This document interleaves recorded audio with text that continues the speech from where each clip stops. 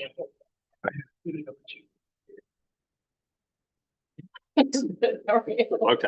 Yeah. Okay.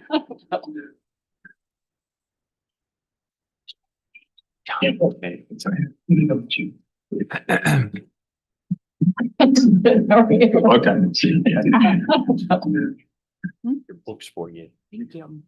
For your reading. Thank you.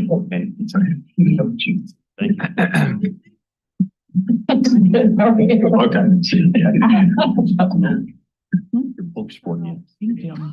For your reading.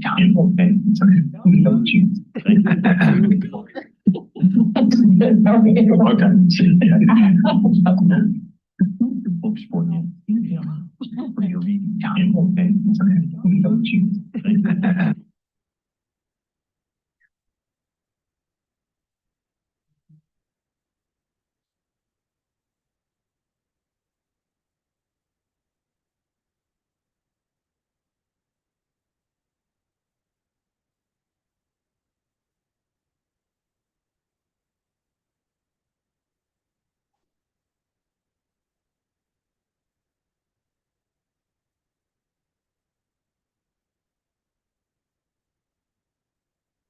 Did you do anything? Turn it off? You should be good.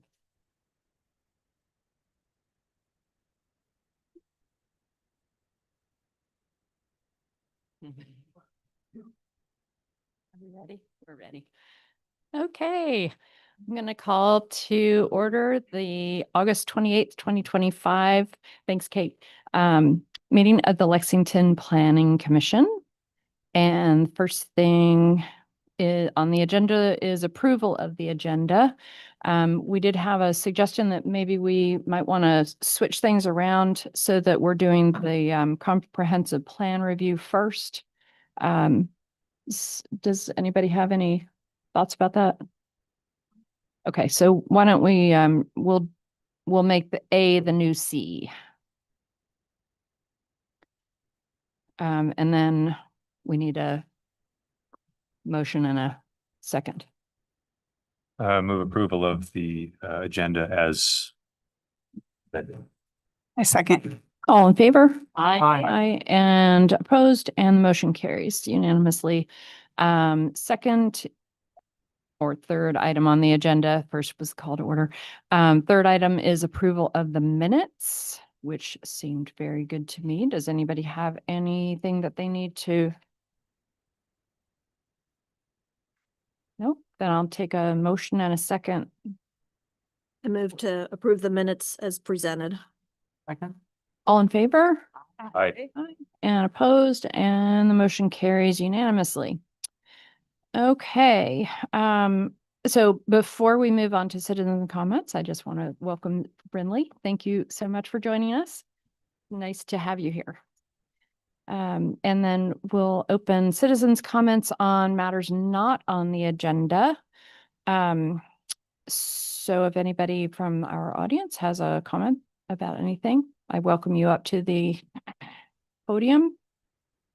Okay, I'm going to close that section and move on to new business. So in the agenda, we're going to do item B first, CPA 2025-01 Comprehensive Plan Review, Historic Resources Chapter. And so Jeremy Crute is here from the Central Shenandoah Planning District Commission. And so welcome, Jeremy. Thank you so much. Thank you. It's a pleasure to be with you all again. I think because we were getting ready for the open house we did yesterday, I did not get slides ready in time to be able to have on the screen for you, but I do have printed copies. So. Oh, great. Thank you.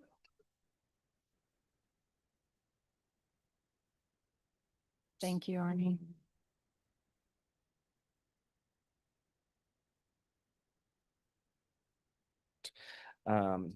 Awesome. Well, this evening I wanted to just do three things with you. First, just give you a brief update on the stakeholder engagement process to date. Second was to walk through the historic resources chapter, as was mentioned. And third, if we've got time, we can get through the arts and culture chapter as well, which I hope got sent out earlier this week as well. So hopefully have a good conversation about all three of those items and making sure that we're on the right track and continuing to make progress as we move forward. So if you want to flip to, I guess, what would be the first slide after the title slide, the second slide there, the stakeholder engagement, just by way of update, we opened the survey on August 11th, and to date, at least as when I checked this morning, we have 117 responses so far. That doesn't include the couple of paper copies that we received at the open house last night, so it's a couple more than that. But yeah, we're planning on having that remain open moving forward. And as we reach each chapter, we'll take a look at the data we have so far and see how that shapes our conversation about each of those chapters. So even in a minute, as you might be able to see with the slides coming up, we'll talk about a couple of the survey questions that I think uniquely relate to the historic resources and arts and culture chapters. And obviously we'll be revisiting sections of the plan as we move forward once we get more of the feedback. Because particularly, I think I tried to make note in the electronic copies that got sent out earlier, there's an entire community engagement section in each chapter that obviously has not been updated since the last one because we're still in process of receiving all of that feedback. So we'll go back and rework that as we go along. So this will be a bit of an iterative process, but to continue making progress, we wanted to go ahead and send out a draft of an updated chapter for each. So I guess secondly, we had our first open house yesterday evening, and thanks to all of y'all who were able to come out and participate and help organize and have a beneficial and productive conversation. I think we had roughly 15 to 20 participants, even if many of those were staff or council or planning commission, but received a lot of great feedback. We had a lot of very productive and detailed conversations about different elements of the built environment and the plan moving forward. So as we mentioned previously, this will be the first of three open houses that we'll do. This one was sort of purposely more general in nature, trying to ask more broad and getting a sense of people's values and the goals for the plan, and then having conversations about each specific element, getting general feedback on the transportation system, on housing, on land use. But the next one will then take the feedback we received to this point, and then hopefully have I guess, organize it around activities that will be more specific to some of the themes, either that we heard at the first open house or from the survey, or issues that we identify moving forward that we think merits further discussion. So we'll be working to get that on the calendar a little bit down the road. And then the third one will then be once most of the plan is drafted and completed, to get folks the community's feedback on the plan as drafted, to see if we got it right or any tweaks need to be made. Yeah, so I think that's all there is I've got on the stakeholder engagement piece. Any questions on that before I move on to thinking about arts and culture and historic resources? I have one question, and that's really maybe a little bit more towards Arnie. Are we going to be able to send out this survey through the other avenues that we talked about yesterday? We'll work on that. Yeah. Okay, great. I'm not going to promise all of the ones because I can't remember all the ones on top of my head, but yes, we will work on getting that survey more widely available. Okay, super. Thank you so much. Awesome. So before jumping into the details of each individual chapter, just wanted to set the stage by taking a quick look at some of the preliminary survey feedback that addresses the city's cultural and historic resources. So the second question of the survey simply asks what you value most about the city of Lexington. And the city's small town character and charm was far and away number one, with 73%. 73% of respondents indicating that was one of their top three most valued items. 50% said safe, family-friendly environment.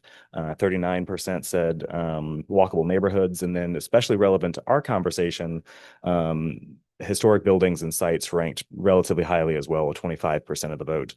And then cultural activities and events was a little bit lower, but still had 15% of respondents indicating that was one of the things they valued most about the city. So flipping to the next one, question 4 then asked about what features the city should prioritize. And again, interesting to our conversation, the top answer was at 52% of respondents was historic preservation of city locations and structures. New shops and businesses was second with 40%, and then environmental sustainability third, and greater housing or greater variety of housing options had 35%. after that. Moving on to the next one. Again, the last question just to kind of help shape our conversation a little bit. The next one was just what recreational facilities or programs are most needed. And arts and cultural programs ranked second behind walking trails and biking trails. And so I guess just taking all of those questions together, while still very early and we're still gathering a whole lot more feedback, it's still, I think the overarching takeaway from that, at least for me, was that both arts and culture and the city's historic resources do remain among the city's important assets and merit special attention, merit the special attention that they're given in the comprehensive plan, with having dedicated chapters for each of those items. Because I think in some ways, Lexington is unique in that it having an arts and culture chapter specific to it, which I know is a new addition of the previous update. But it does seem to be in line with the values of the community and does merit that. So at least again, in terms of having that underlying feedback, setting the stage for a conversation about each individual chapter, I thought that was both interesting and useful feedback, at least as we're starting on this process. Yeah, so as we go into moving forward in future meetings, each time we look at an individual chapter, we'll take a peek at all the feedback that we received, and hopefully next time we'll even be able to have incorporate some of the feedback that we received last night and each of the subsequent open houses into that as well. All right, so flipping to the next one, looking at the arts and culture chapter. As mentioned a second ago, this was a new chapter that was added to the comp plan, I believe, for the first time in the 2020 update. And it was added specifically because of the community's longstanding support of the arts, and ultimately trying to help guide how the city can further integrate the arts into community life and the built environment. And so to that end, the chapter, just give a little bit of a summary. It just examines the current planning context, which looks at the existing conditions, providing just a brief inventory, I guess, of cultural assets. This was largely informed by the work of the Arts and Culture Working Group that was established by the Planning Commission back in 2019 to help inform the previous comprehensive plan update.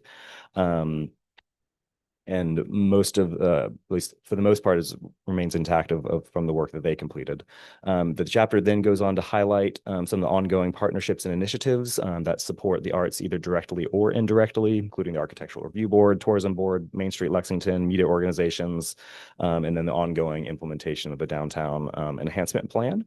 And then based on that inventory and assessment, it then identifies opportunities and needed improvements in a needs assessment before identifying and outlining the goal and objectives and strategies in order to address those needs and further the arts and culture within the city. So I included the map there that was again, it was from the previous comprehensive plan that just tries to map some of the I guess the biggest cultural assets that the community has. So certainly by no means comprehensive, and the text of the plan even states that this is by no means comprehensive, but at least hopefully it hits a lot of the high points of some of our larger assets, as well as showing where those are concentrated, not surprisingly, within the downtown. So before we jump into the needs assessment, I'll just, I guess, highlight that the vast majority of the text in the draft that was sent out before is exactly as it was previously. We went through it with a fine-tooth comb just to make sure that anything that has changed in the last 5 years was updated and brought in alignment with current conditions. But for the most part, it seemed like the text remained relevant, and so when it wasn't broken, we decided not to fix it. And so the vast majority of the text as presented remains the same. We just went back and to update it as needed, with including a couple of minor tweaks to the need assessment, which is mostly just removing things that felt either had been completed or weren't as relevant. So based on all of that. Yes. Sorry, I have a quick question. Are you accepting any comments? Yeah, please. Do you want them right this minute? I'm Absolutely. looking at the arts and culture planning context. And there's just a few, let's see, the third paragraph under existing conditions. Yeah. The last the last two lines between the Blue Ridge and Shenandoah Mountains. It's Right. actually the Allegheny. Not the Shenandoah Mountains, it's Shenandoah Valley.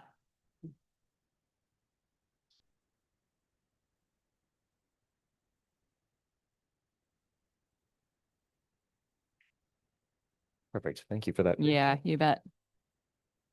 And then I don't know where these numbers came from, but they did seem a little bit,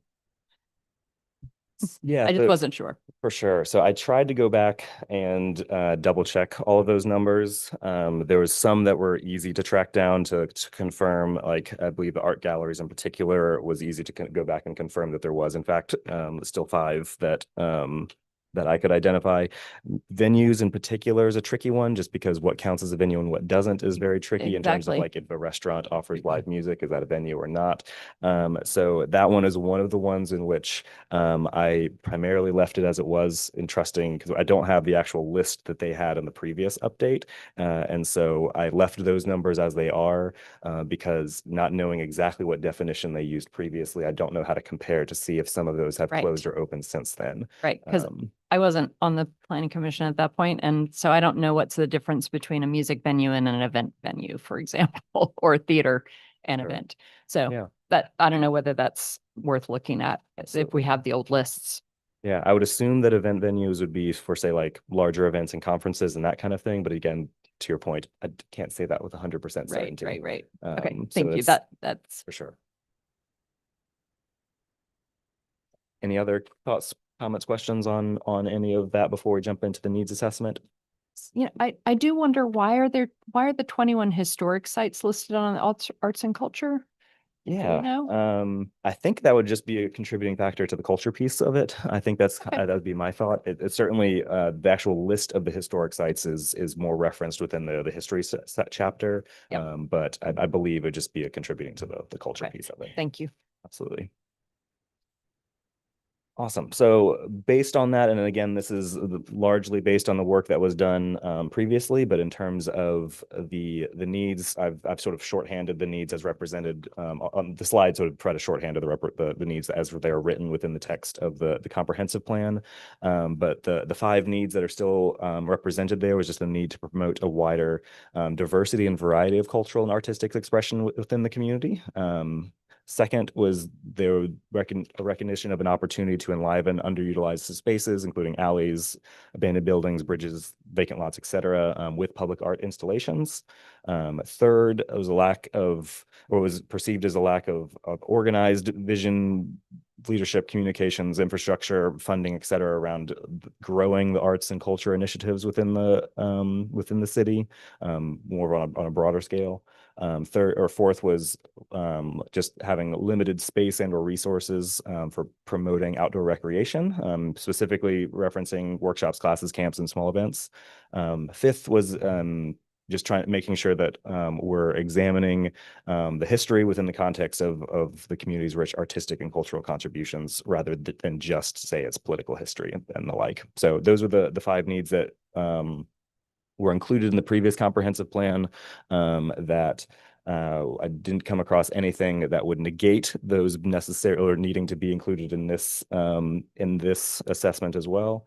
But was curious to get your feedback on whether or not you felt that some of those needs had been met or identified in the 5 years since the previous comp plan, or if there was any, if you have a need on the top of your head is something that's missing from that as well. Be open to thoughts on that as well. So there were 6, now there are 5. What got removed? I can't quite, sorry, I'm going back and It's a forth. good question. I'm trying to remember. So promoting, let's see, limited diversity of Previous cultural one. and artistic expression, promoting a wide variety of content for individuals of all. That seems to be the first one, right? It seems like they combined the third and the Yeah. fourth one, limited information and resources as well as lack of clear organized leadership. Gotcha. Thank you. Mhm. Does anybody have any other questions about? Well, just a process question, because as I mentioned last time, this is the first time I've been through a comprehensive plan review, and so I'm trying to make sure that I understand the process that we're pursuing here. Sure. So when you bring us these chapters for review, I mean, you're Yeah. basically, we're trying to identify issues, but this is, we're going to get another look at these at some point, Sure. right? Yeah, And so we're going to be able to take into account the information that we're getting absolutely. from the community For sure. in these sessions in the survey before we make any final decision. This is like a Absolutely. first pass that we're This doing. is the first pass Got for it. sure. Okay, thanks Yeah. for clarifying. that. Absolutely. And especially just, given the nature of the time it takes to put all this together. Yeah. Wanting to start with the first pass with the feedback that we have currently, it. and then we can go back and reevaluate. once we have Thanks. all of Yeah, it. sorry to Sure. be dense, but I please. just, yeah, I appreciate it. That's great. 100%. That's helpful too. And certainly once it's all put together, like with Yeah. the entire plan, you'll have another opportunity to review Yeah, and provide good. feedback then, because sometimes it is helpful to see how one chapter relates to another chapter. and Yeah. all ties together. Or we could Absolutely. hear at the next meeting a bunch of Absolutely. concerns about arts and culture that aren't 100%. coming up. Thanks. Yeah. Great. And if, I guess, as you're reviewing even today and moving forward, if there are elements of a particular chapter that you think particularly merit a community conversation about, we can prioritize that being a piece of the next open house or that kind of thing as well. So we're very open to ideas like that. Thank you very much. For sure. Awesome. And Let's do it. For a little bit of background, and I can't remember if y'all already talked about this, but there's things that have to be in a comprehensive plan and then Mhm. additional ones. And this was one of the ones that back then we felt like we need to focus on because this is kind of a core value of Lexington. Yeah. Not kind of, it is a core value. Yeah, absolutely. It's great. Thank you.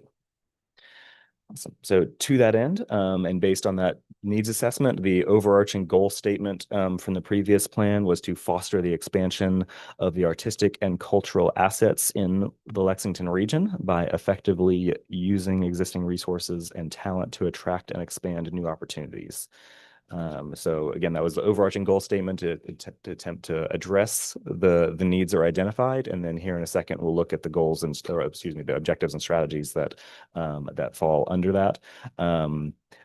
Based on everything I've seen so far, and as I know y'all reviewed both the goals, objectives, and strategies recently, didn't see any need to tinker with the language there, but just wanted to state at the outset that that is the overarching goal within the of all the objectives and strategies from there. So hopefully it's, yeah. Sorry, I'm sorry to keep interrupting you.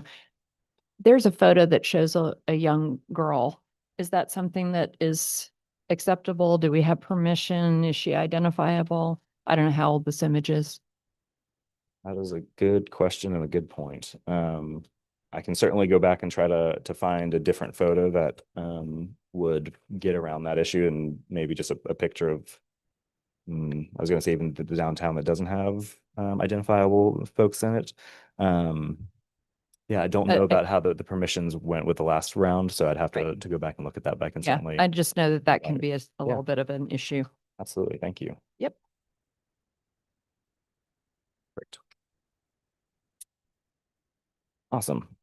So underneath that goal statement, you've got your 5 objectives of fostering access to arts and culture, of supporting a strong and local arts economy, of using art and culture as a placemaking tool, encouraging the support of citizen-led arts and culture events and initiatives, and then providing resources to support arts and culture in the greater region.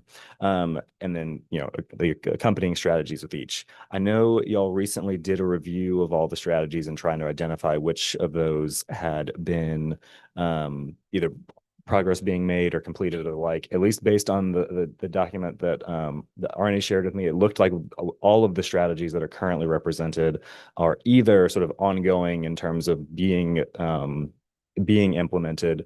I didn't see any that are actually marked as completed. So because of that, I've so far left all of them as they are, because it seemed like based on your previous review that they were all still relevant to things that the city was hoping to do moving forward. Is that a fair assessment to this point? I think so, absolutely. And a lot of these are, that review was looking at largely at things that Yeah. that are never going to be completed.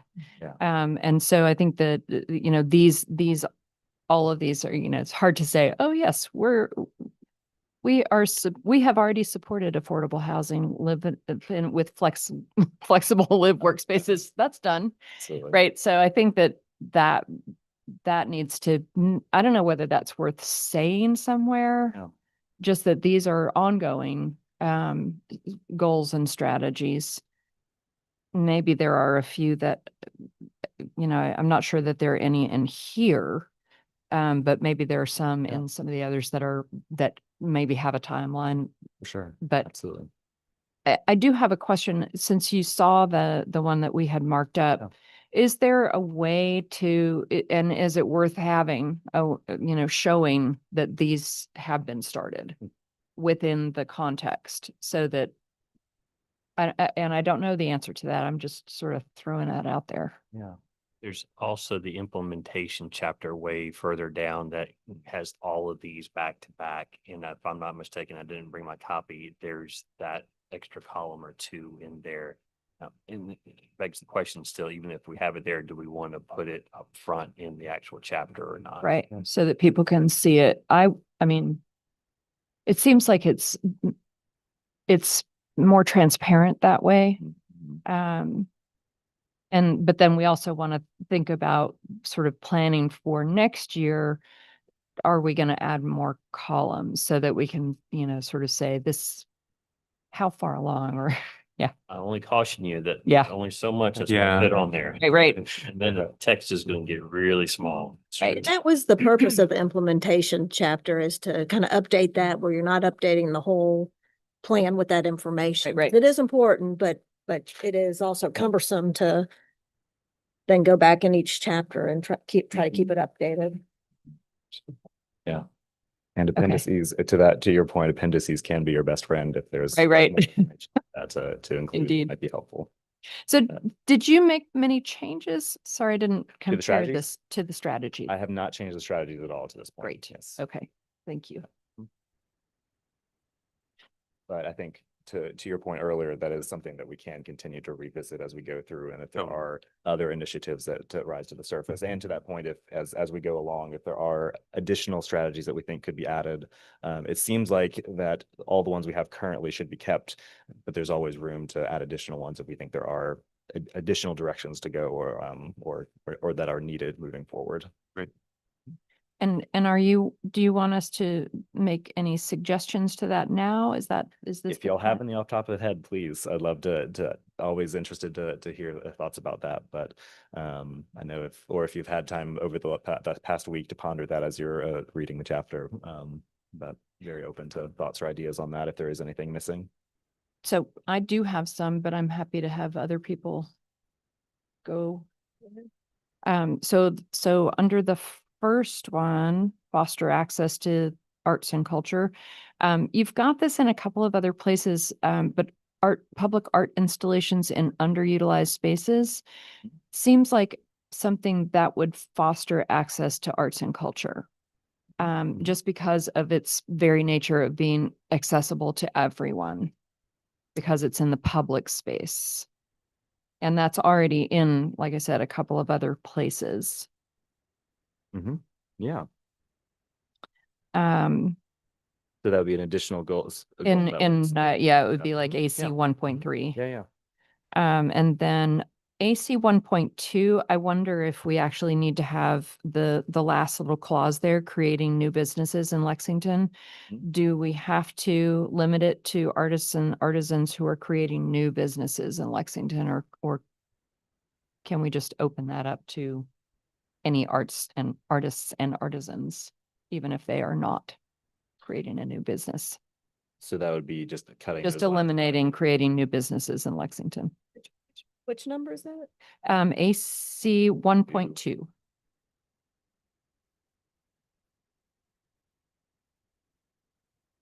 You look at the wrong list. You see 1.2. Yeah, the affordable housing. Right, talking about striking. So it would, Okay. the restrictive language of creating new businesses.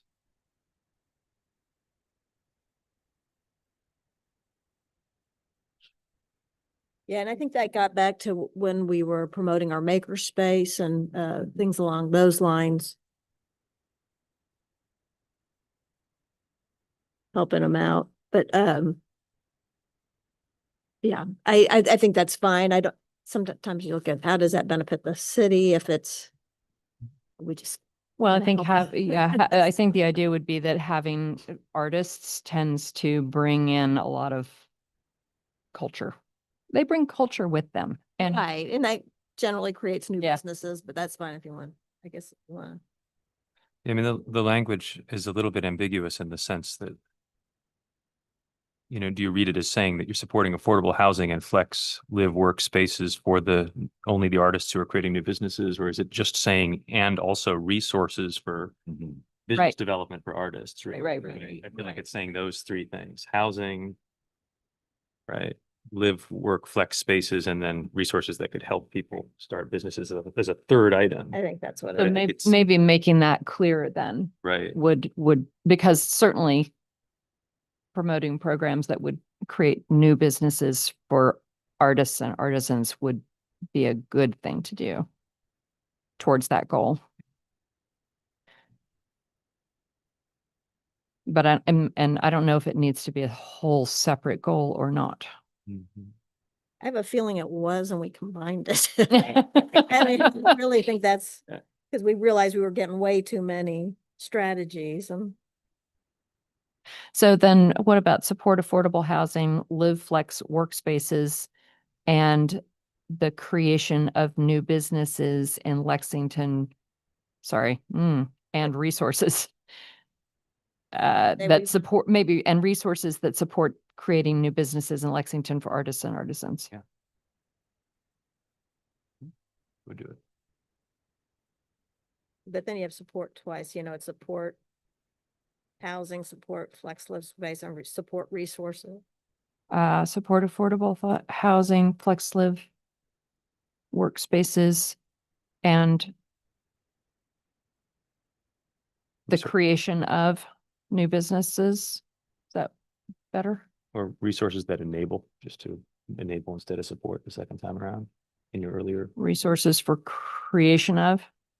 What did you say? Sorry. Oh, don't worry about doing that. I was the formulation that you suggested initially, and just instead of support the second time around, like use a synonym like enable or something. Yeah. For redundancy. Jeremy, do you think you have that? Yeah. I mean, I don't have. We don't need to wordsmith it that much. Restate it one more time just to make, I think I've got it, but can you say that one more time just to make sure? So support. Support affordable housing, flex live Space. workspaces, and resources that That enable or aid. enable the creation of new businesses in Lexington for artists and artisans. Perfect. Awesome. Mhm.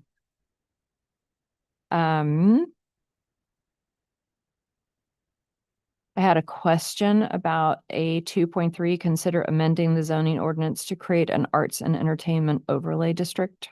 Is that something, do we have a space in mind for that? I'm just curious. Back in the previous discussion, it was along McLaughlin Street. Yeah. Makes sense. There is a map that shows that, and there is a little bit of that already starting. Yeah. The Potters there. Yep, yep. Exactly. Right. Are they still there? I think so. And let's see, under AC 3.3, support the temporary reuse. Is there a reason why we had temporary in there? Some of it was vacant spaces that aren't being used, like downtown, empty storefronts, Main Street. Mhm. Other groups have been putting artwork in there. So Mhm. take advantage of those, even if they're just temporary installations. Okay, I have seen things like that, like until a higher and better use comes Yeah, along. right, right. Mm. Right. Yeah. okay, so that is a very specific Yeah, thing. right, Okay, right. gotcha. In A 5.2, it seems like we ought to include Buena Vista in there along with Rockbridge County.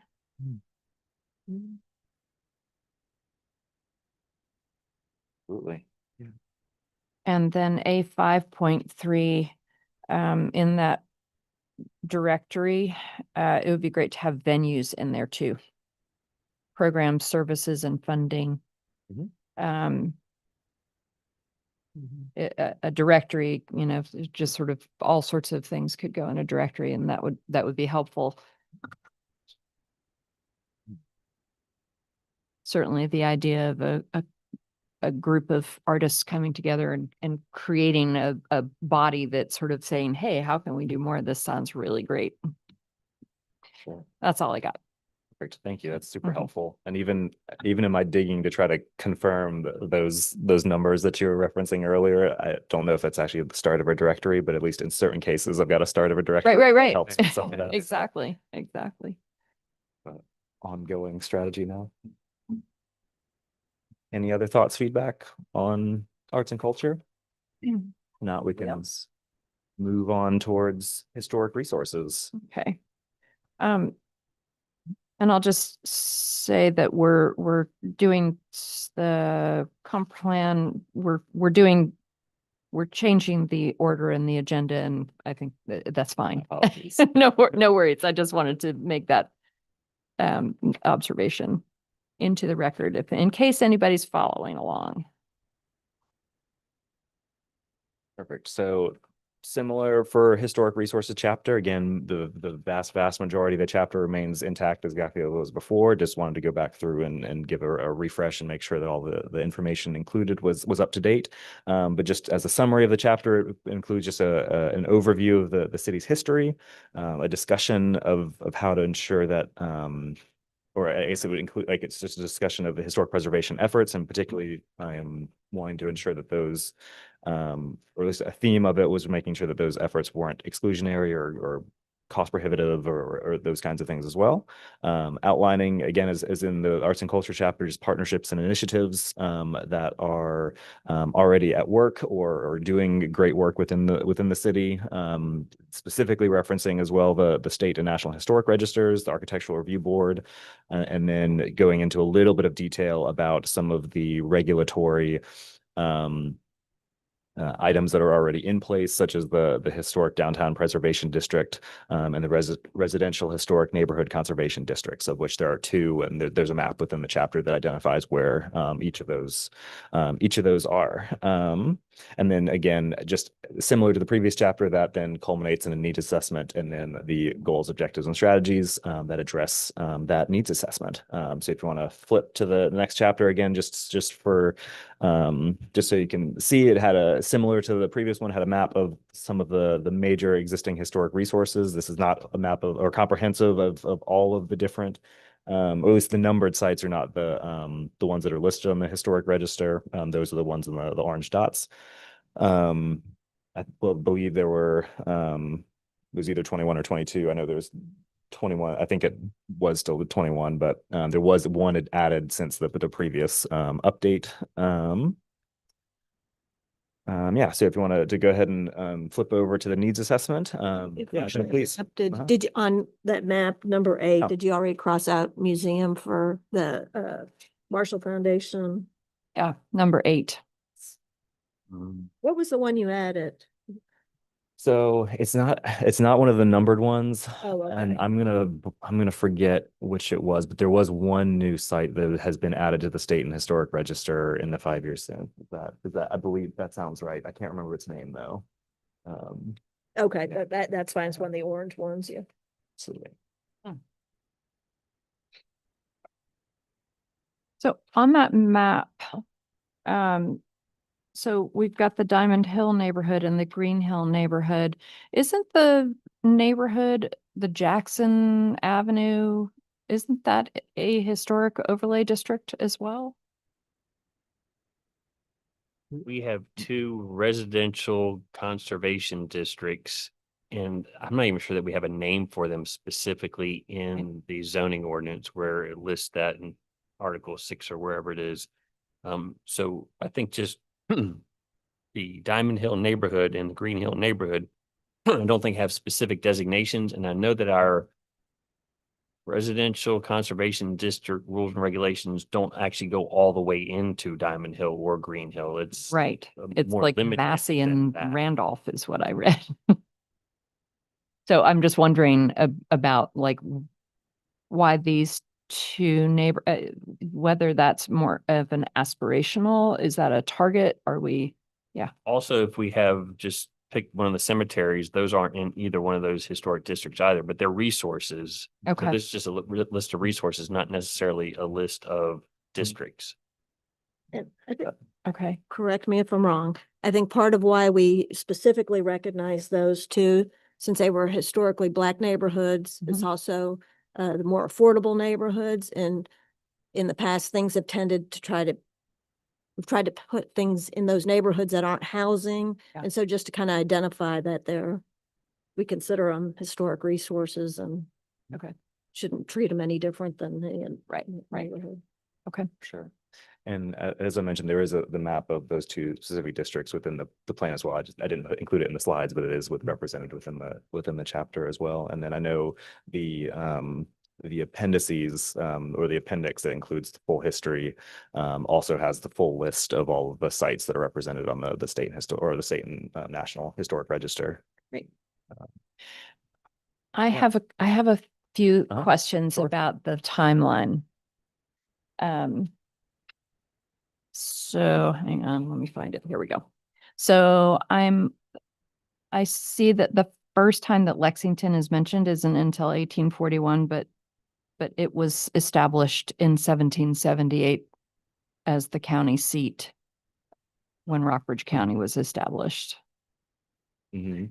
So I'm wondering if we shouldn't put that, since this is the city of Lexington's comprehensive plan. Yeah, a fair point. So it was the town of Lexington Oh. was established as the county seat. Yeah, that's a good point. Yeah, What year was that? that was 1778. Same, right? I mean, you could just put it right under Rockbridge County is established. And then something that gets talked about a lot, but I didn't see it in here, but I thought might be a really interesting is to have the 1796 fire that destroyed most of the town.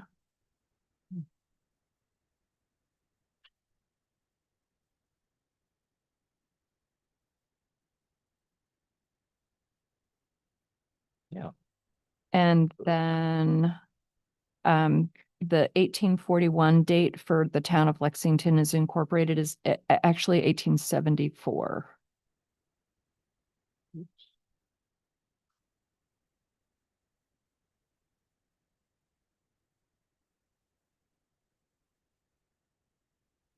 And the 1960s, the I-81 is constructed near Lexington. It was completed in 1967. So just for clarification's sake.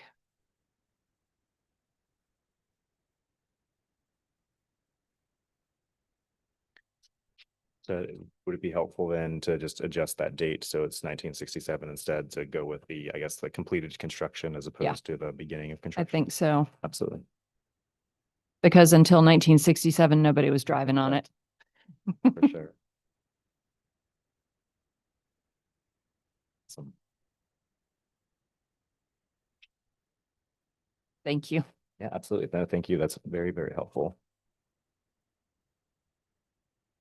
Awesome. Any other thoughts, comments, While we're on that questions? Page, Jeremy, I'm Yeah, gonna, please.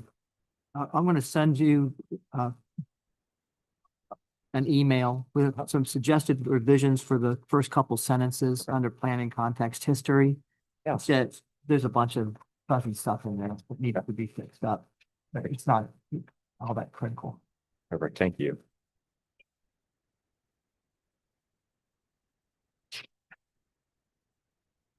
Oh, right. Right, and same on that page on the planning context. So there's the Lexington was established as the center of Rockbridge County as the county seat. Maybe I should just give you this so that you have it. There you go.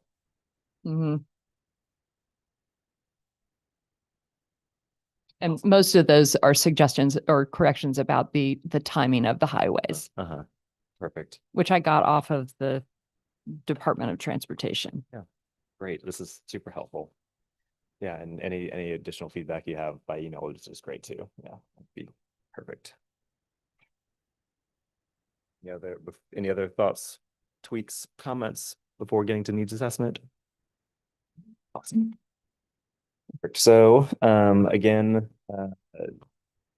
the needs assessment just had 5 identified things, which I guess as we were talking about before, the ongoing nature of this, I appreciate that all of these started, or 4 of the 5 started with continuing efforts. So continuing engagement of citizens and community partners in historic preservation efforts, continued attention to researching and promoting an inclusive history of Lexington, continued focus on context-sensitive development and preservation of historic structures, the continued use of resources to promote tourism and expand local economy, and then leveraging all the resources that you do have to promote complementary community goals, such as affordable housing, economic development, and sustainability. Again, recognizing the ways in which historic preservation can tie into those other things, and or has historically in many communities across the country inhibited some of those, especially affordable housing is always a difficult balance to find between preservation and affordability. So again, especially with the continuing nature of all of those still felt like very relevant and important needs, at least to my mind and to what I've seen of the city so far. We will continue to monitor the community engagement as we go along to see if there are any other needs that come to the surface, but any other thoughts or additional needs that ought to be added to the list at this point?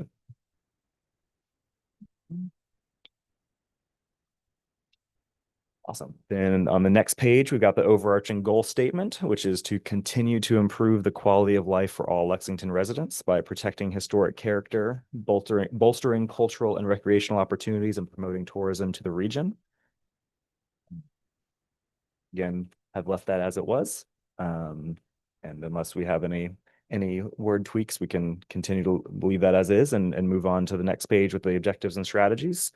So pretty similar to before, we've got those 5 overarching objectives of promoting historic preservation as a means to quality of life, promoting the history and preservation and tourism as key elements of a strong and resilient economy, building Lexington's history to create a more vibrant, or building on Lexington's history to create a more vibrant 21st century community, empowering citizens to promote and enhance your historic resources, and then providing the appropriate planning, information, regulation, and coordination for historic preservation and tourism. So again, I have not changed any of the strategy language to this point, but am very open to any thoughts or tweaks to language or additions that we might be missing at this stage. Okay, anybody else? God, lied to you. One. Yeah, sorry. I've got one. Great. Yeah. HR 4.2. Uh-huh. Provide property owners with information on historic rehabilitations, financial incentives, context-sensitive design. Uh-huh. As I read that, I was wondering how we would do that. And one of the things that came to my mind was, what about in educating and informing contractors, historic development and building contractors, just building contractors. They could go to a home site and person is saying they want this. Yeah. And they're saying, have you thought about these incentives? Would it be helpful then to, I guess, adjust the language by saying provide property owners and contractors with that information? That works for me. Yeah.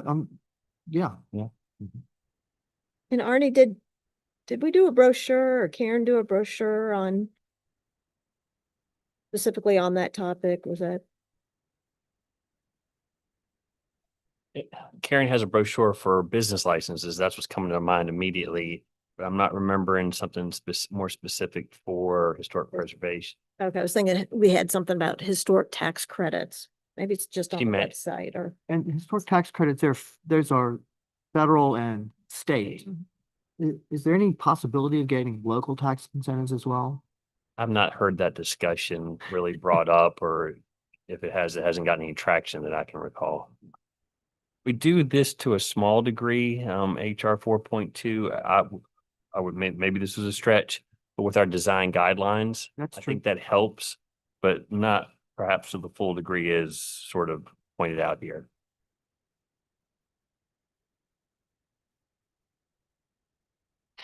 I had a question about that one as well, which is that who are the property owners who you're talking about? Because one of the things that I was like, well, what about some of the other areas? Like, what is considered a historic resource? So I, Googled it. 50 years old. So anything that's 50 years old is considered historic. So, but I feel like we're considering only things that are much older than that to be historic. And so I was just wondering, I don't know, who are the property owners? Are they only of these really old buildings that are, dating since the 1797 fire? Or, or are we looking at, sort of some of the buildings that are cinder block? I don't know. I don't know. For interpretation, because here in the comp plan, that's not defined. Right. That 50-year mark is certainly the general mark for anything historic preservation at the state and federal levels before you can even be considered to be on one of the registers. Right. There are exceptions though. Yeah. But yeah, that 50-year thing is just a sliding scale so that cinder block structures could be considered historic Right. in the future. Right. You don't know. That's right. We don't know. So it's just, I mean, it is now if it's 50 years old, right? It's a Well, historic structure. It meets that threshold. Yeah. But there's more. Right. Sure. Right. I mean, it has to have architectural integrity and have some meaning. And I'm just thinking that we might think about that. But we don't run the program. Yeah. We're just informing about the federal and state programs. Right. So I'm curious about you were talking about the flyers. Is that something that the Architectural Review Board or We did something on this topics, but so I'll look into it and see what we did. Cause I know it was either between Main Street or the city putting together something that kind of said, these are the resources for historic tax credits. right? Anybody else have? Okay, so let's see, right, so HR 2.1, encourage rehabilitation and adaptive reuse of historic downtown properties as a means of increasing downtown population and economic vibrancy. I'm just wondering whether that's something that we might want to expand. Because we talk a lot about our downtown. We love our downtown. But there are some other areas of our town that probably could stand some love. And I'm thinking, is there anything in, for example, the South Main Street entrance corridor? Is there any way that we could sort of say, are there any historic resources down in that part of town that maybe we can highlight? And maybe it's not, it's not from the 1700s, but there's certainly some places that have had very big cultural significance. I'm not sure, whether they're historic resources. I just, I hate to sort of draw this line of it has to be red brick. It has to, I guess the easiest fix was we could just delete the word downtown in both instances there if you'd like to of historic Increasing properties population and increasing population and economic vitality. No, that this was a very pinpointed strategy. It really was meant just for downtown. Right. I mean, I think we should probably keep that highlighted if we want to add something about everywhere else too. I mean, I feel like we kind of do that for the whole city, but it is specifically about increasing downtown, the foot traffic, people living and working downtown. Since it's about promoting history, historic preservation, like I've got a middle school and a high school, like their idea of historic is like the 90s, right? And so Yeah. I think that historic to them are completely different. And so I think if we're also wanting to promote this like different generation and understanding and appreciating and loving it, I understand the point of keeping it in. I just think we add another thing also saying like understanding that historic things don't always have to be, as you're saying, red brick. Like it's different, especially as we move into these new generations. Right. For what it's worth, we will also have opportunities in other sections, like the land use section, to highlight adaptive reuse in other parts of town that may not be as historic. Right, but then there's the definition of what's historic again. So I guess Jeremy, do you have any one suggestions? eighth suggestion I can throw out, if you'd like, is to try to, I guess, do both at the same time, would be to, of what we currently have, we can delete the word downtown, but then at the end of it, we can add like, I don't know, an additional clause that just says with a particular focus on our downtown or historic districts or something like that. So we state for the city as a whole that we would like to encourage rehab and adaptive reuse of our historic properties, comma, with a particular focus on either downtown or historic districts, or however you'd like to wordsmith that. But that would be an option to sort of do both and, where we kind of say it's for the whole, for any historic property, but then also we are especially interested in doing all the things you were saying of promoting our downtowns. That would be, might be a way to thread the needle between the two. Would that Good- would that that's a work? Good idea. Yeah, yeah, okay, Sorry, make sure. I was gonna say that's a very good idea. It accomplishes both goals. Okay. Mhm. perfect. in my opinion.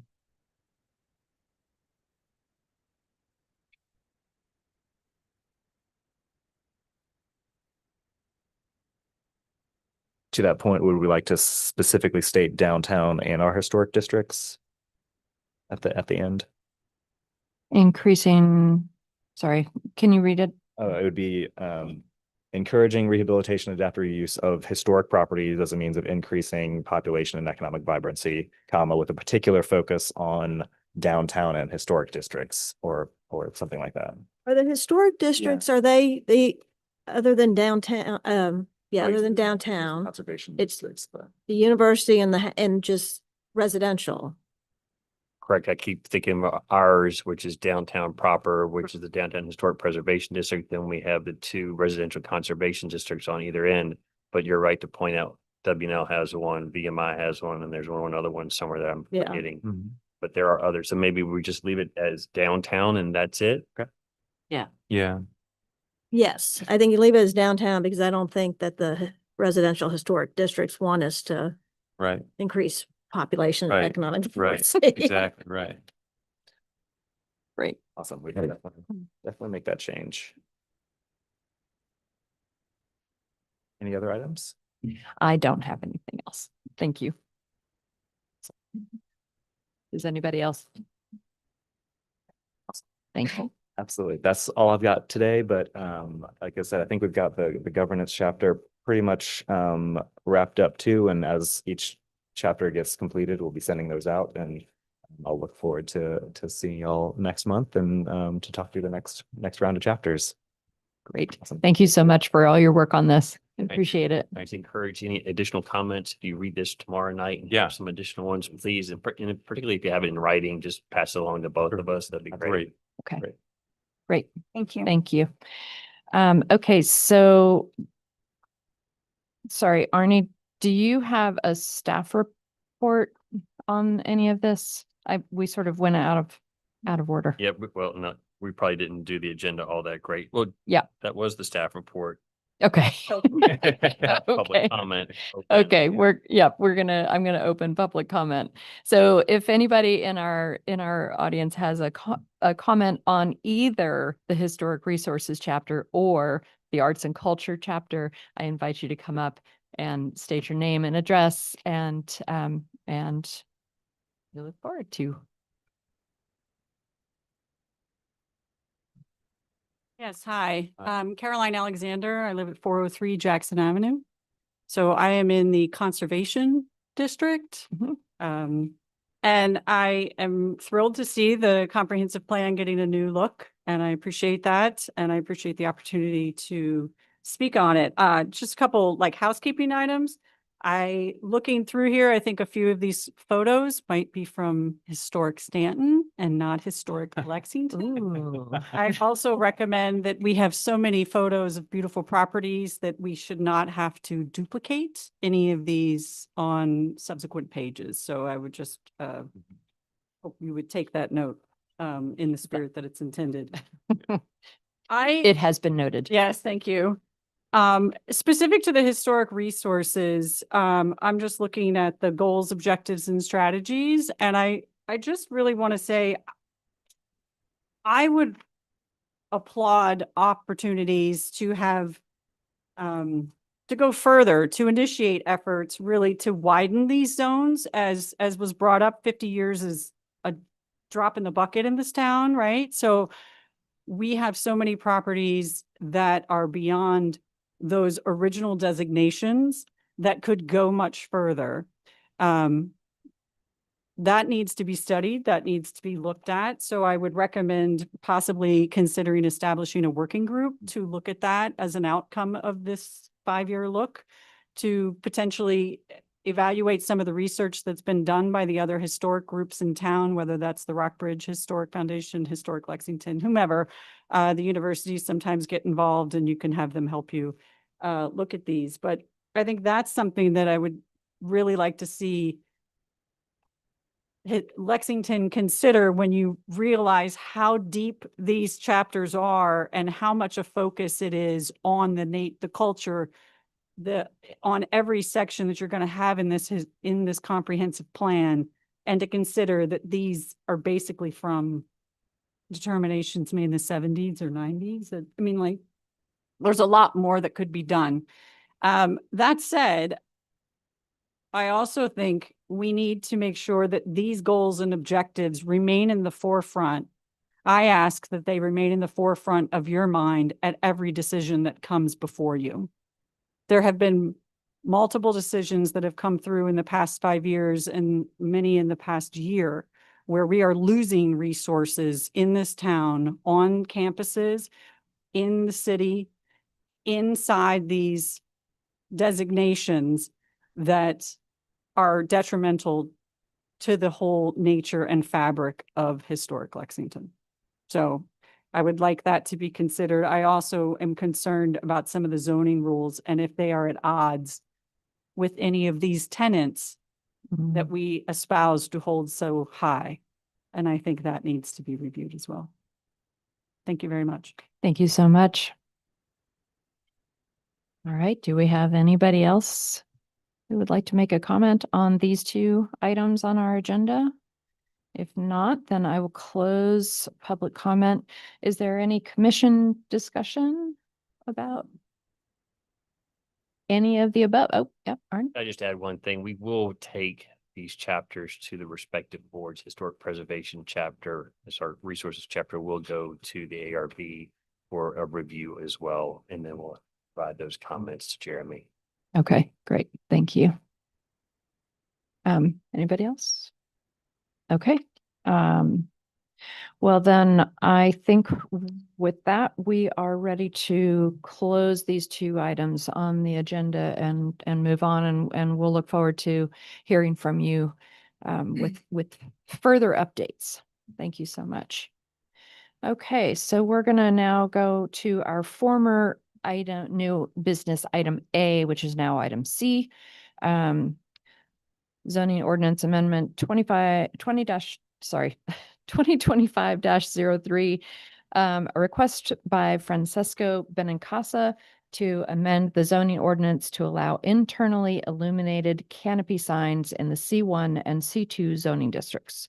Do we have a staff report? We do. Good evening, everybody. We have a request for canopy signs, and as you know, just a quick history. This is since it's a zoning change, it's a change to the particular chapter, which is the signs chapter. They would like a type of sign that we don't currently allow in the C1 zoning district, and therefore it is a change to the zoning text, in particular to the chapter or the chart for the C1 zoning district, and also the definitions that go along with canopy and change to awning type signs. That went to the Historic Preservation Board first for a review as a courtesy, because they will be implementing this. And then it came before you as a public hearing. In both of those instances, there was not particularly in favor of that recommendation.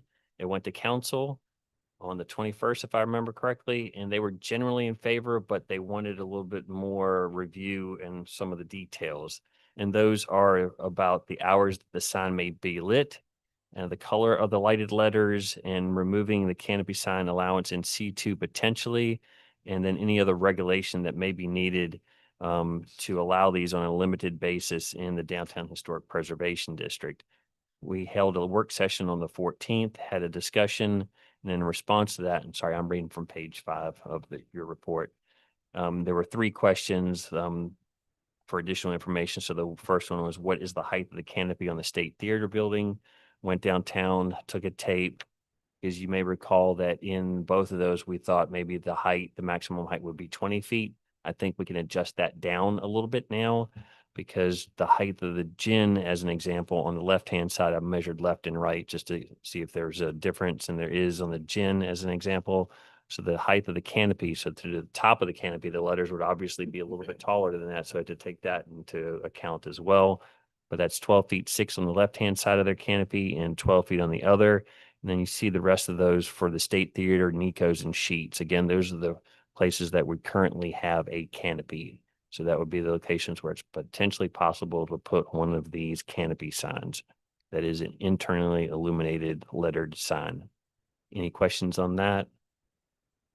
The next one was what is standard brightness? Someone asked just a sort of a comparison, what does a street light sort of have and what would these be? So the average brightness, according to Scott Dameron in our Public Works Department, who handles a lot of the street lights, is 1,300 lumens.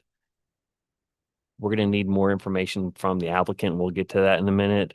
Just sort of what does that mean in reference to what is being proposed for the sign? So how much output will there be from these signs? The next question was, what is the size of the canopy sign at the Sheets facility? Because I think we had something a good bit smaller in as a placeholder, and was able to quickly find out that their 3 signs, they have 3 canopies. So I think they're all the same at 21.65 square feet. So we may be able to make an adjustment in the C2 table for canopy signs. The applicant was not able, one of the other things was brightness. So how are we going to deal with brightness without hopefully having to buy a light meter and figure out all that out and figure out how far away to hold it from the light? So we're hoping to potentially have a better understanding of the type of fixture and what it was going to crank out as far as lumens. So what's the output going to be? And the applicant wasn't able to get that specifically from the sign company yet. So we're still waiting on that. I presume tonight that maybe we can work through some of the items that we do have information on, and then we'll provide you additional information if you're willing to go ahead and defer or postpone this to your next meeting. Okay. To go over, and please ask questions as we go along. Over on page 8. Actually, sorry, I do have a question about the downtown street lights. So this is for Lexington specific, the 1,300 lumens? Yes. Okay, and that's the street lights. Correct. There was a question, if I'm remembering the conversation correctly, just in comparison, because we were talking also about hours of operation. Do they need to be on or off? But then the streetlights are always on. So in comparison, what would this 6-lettered sign, would that crank out as far as lumens or intensity in comparison to what we already have in one streetlight? Now, this is just sort of an average. So don't hold me to it's 1,300 lumens. Yeah. Oh, 1,300 lumens. Is that the new streetlights that are, So or the old ones that are more yellow? You And I- think? I can't tell you if they're cranking out. Yes, they seem to be brighter and more intense, but what Maybe Scott not- provided maybe me the same was they're ones. about 1,300.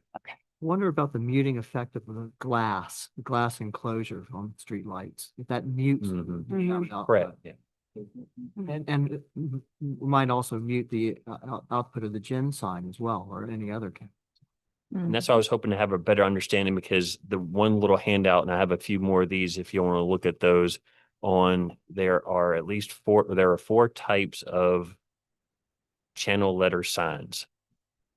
And I want to be very specific or know exactly what type that they are proposing. And then hopefully we can say that it's that type of channel letter and not the other combination of types of channel letters, so that we know exactly what it is that we're approving or recommending in this case for this new text amendment.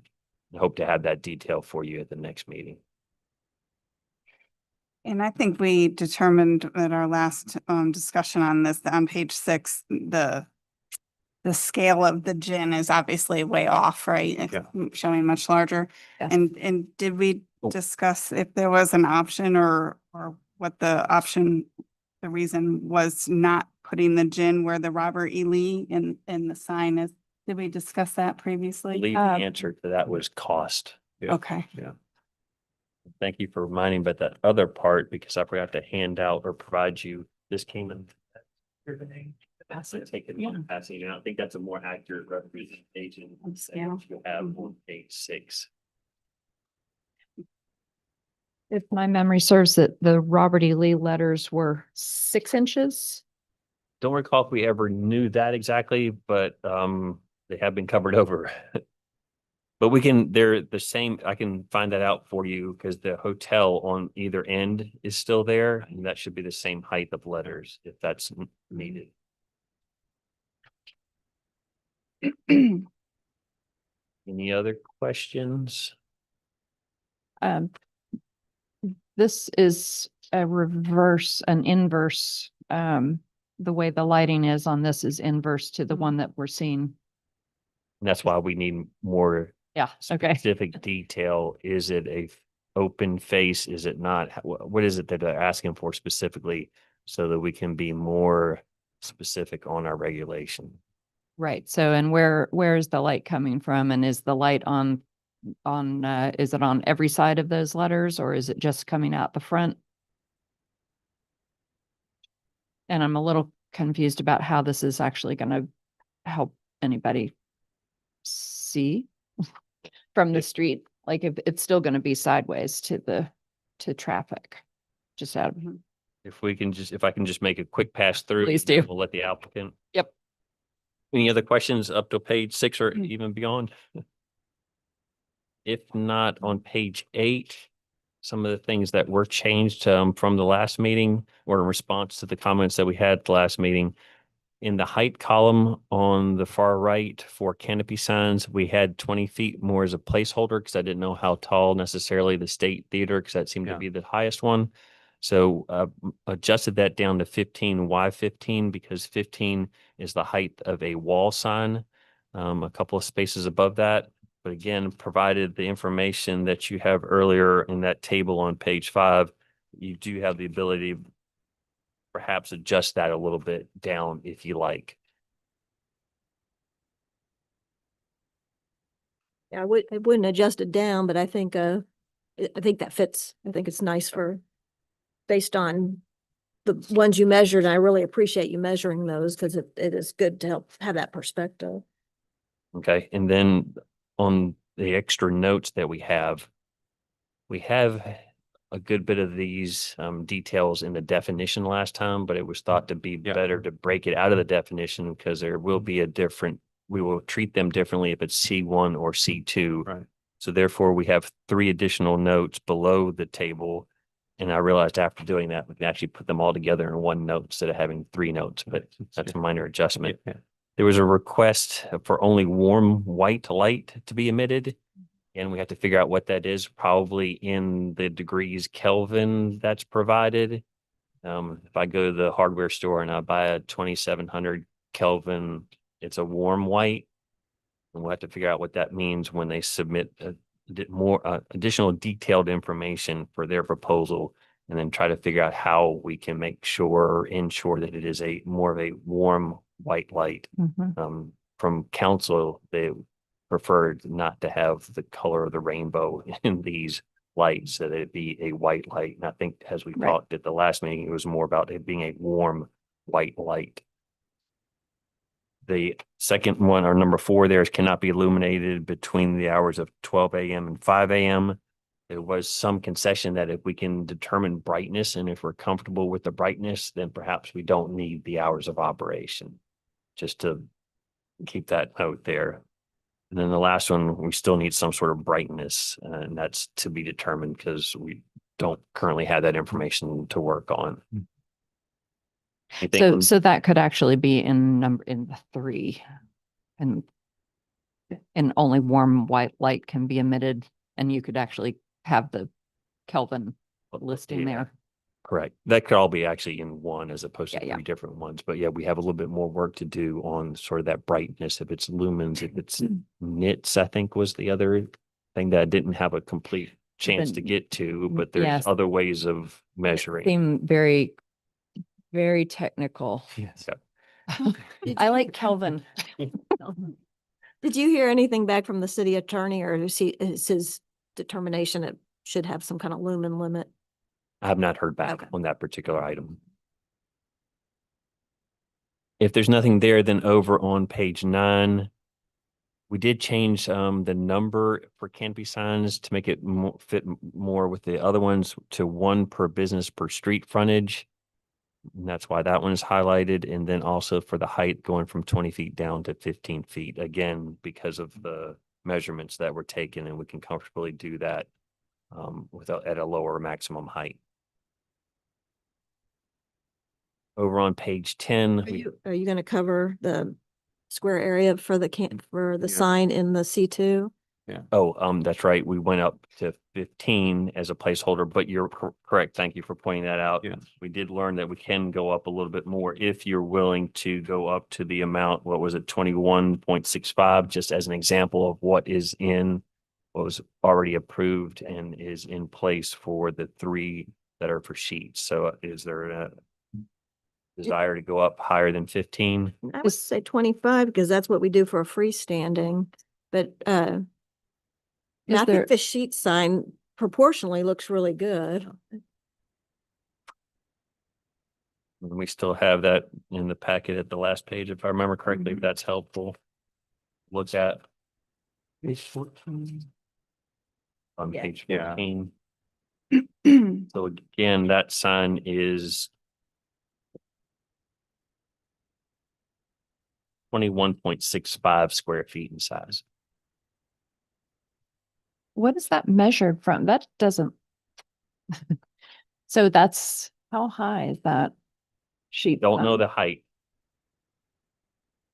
Was asked what was the size of the sign. Actually, you do know the height. Because Oh, from, it's 12 yeah, feet true. from the canopy's 12 feet, and then the sign's just under 3. I was able to find that site plan approval, and they measure that as an example. If this is the question, everything that's in that display is part of the display. So even the arrow lighty things that are going all Mhm. around, that all is part of their message. Mhm. So all of that gets counted. Right. I'm just wondering about the actual, like, are you counting the 3-dimensionality of it?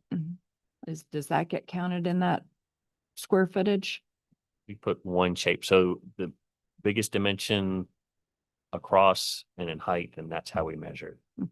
So it's like square footage of the frontage of it or something. This is a one size fits all kind of measure too, and the sheep's building is rather large.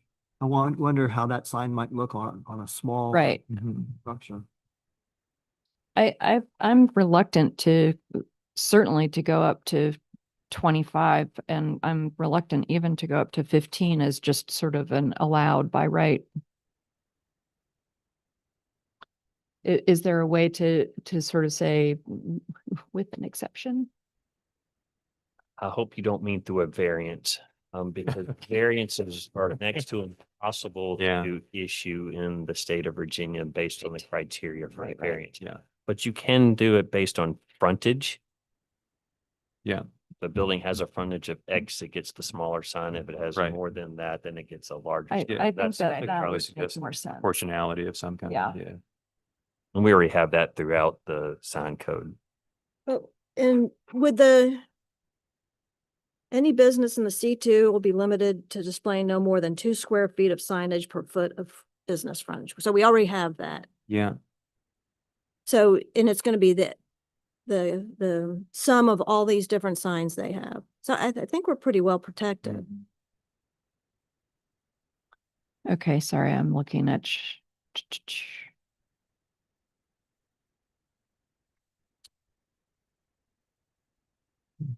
I'm sorry, can you? See where she is? No, I At the don't. bottom of the The table, bottom. sorry about that, page 9 at the bottom of the Oh, table. thank you. Yep, gotcha. Yeah, So no greater than 2 square foot of signage per foot of business frontage. So how big would it be before you get up to 25 feet then, 50 feet? Is that, am I reading that Yeah, correctly? I think that, but also that's for all of your signage. right, So it's not, then you would eat up all your signage just on a canopy sign. right. And people probably aren't going to do that. Okay, so let's say you had Maybe what's the smallest frontage for us? let's see too. Use 10. 20 if feet? even- Yeah, 10 or 20 is a nice even number. We have the taqueria as an example. One adjustment we had to make Yeah. for wall signs was, and I can't remember, I probably could find it, but it was the same. But we had to allow them to have at least a 32 square foot wall sign in case they had a small storefront. I'm not sure how that's all of a sudden helpful to discuss.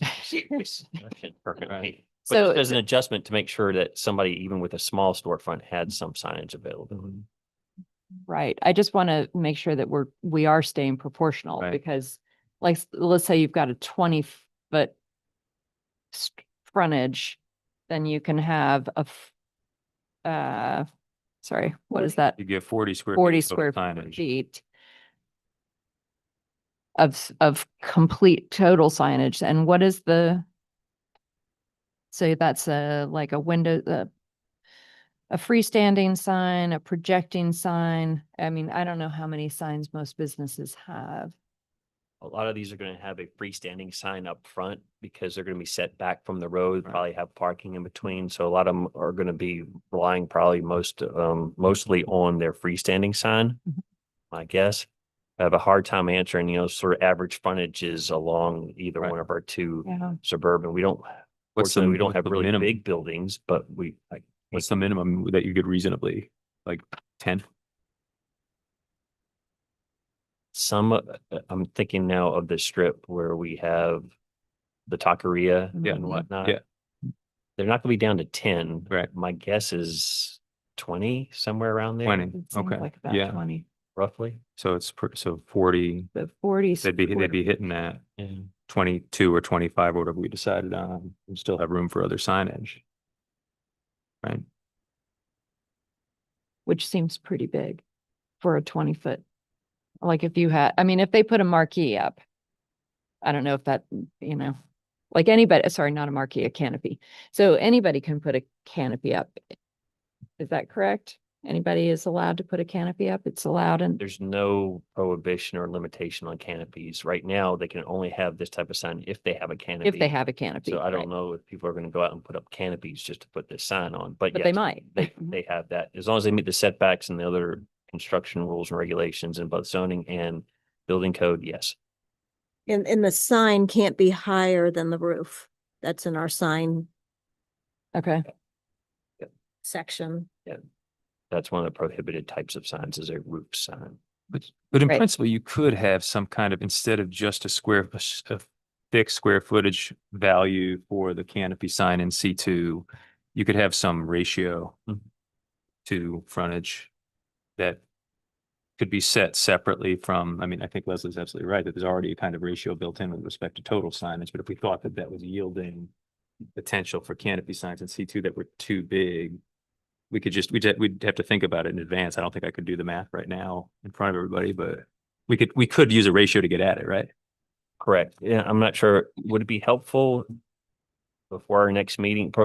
Yeah. Also direct me what you may need additionally and for additional information before the next meeting. But I go to Sheets all the time for gas. So if you want to take a look at the front of Sheets and see what the narrower frontage, is that appropriate or not? And then go around to the side, this is a more side perspective.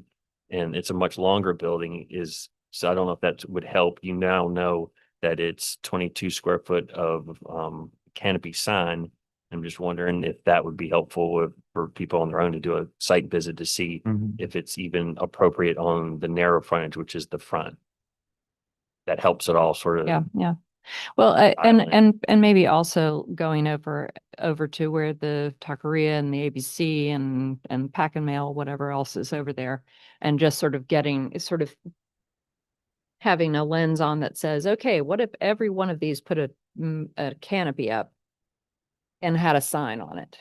And what would that, how big would those be? And I mean, right now, there's not a big incentive to put a canopy up. Right. And remember, it's in the C2, so it has to come before us for a certificate of appropriateness. Right. So we do Right. have room to Right. Right. That's right. say that's out of proportion. Yeah. And we have said that with other signs, that it's Mhm. out of proportion. Yeah.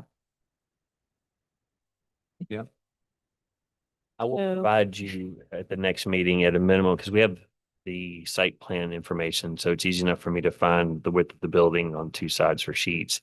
And I'm hoping in our COA for Taqueria that I have the actual frontage. If they completed their sign application completely, then I should have that information too, just to Okay. give you a sense of the width of some of those buildings. Yeah, I think that would help. And then maybe we can all go and take a look and see what we think.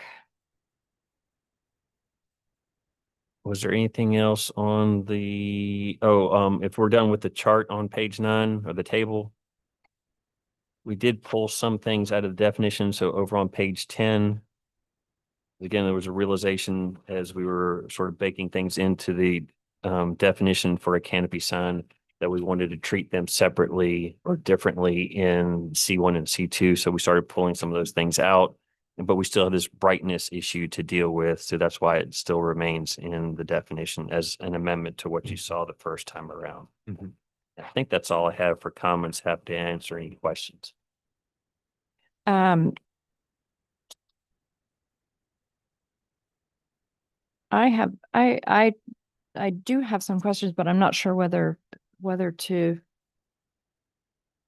bring them to you now or wait. All right, so one question about on these tables on 8 and 9. Is this a terrible time, or could we just sort of say the ones that say no less than 9 or 4?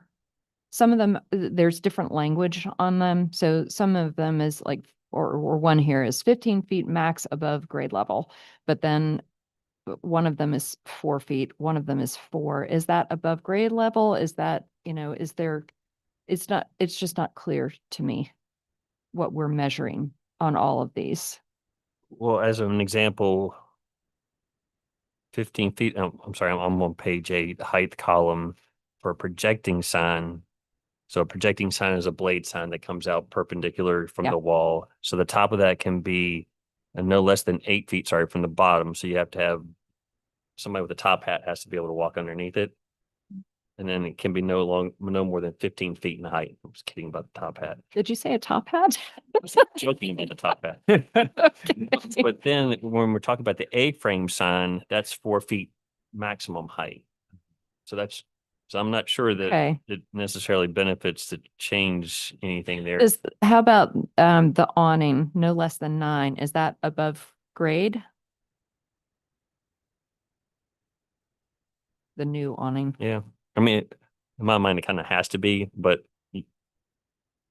we can put additional language in there about above grade.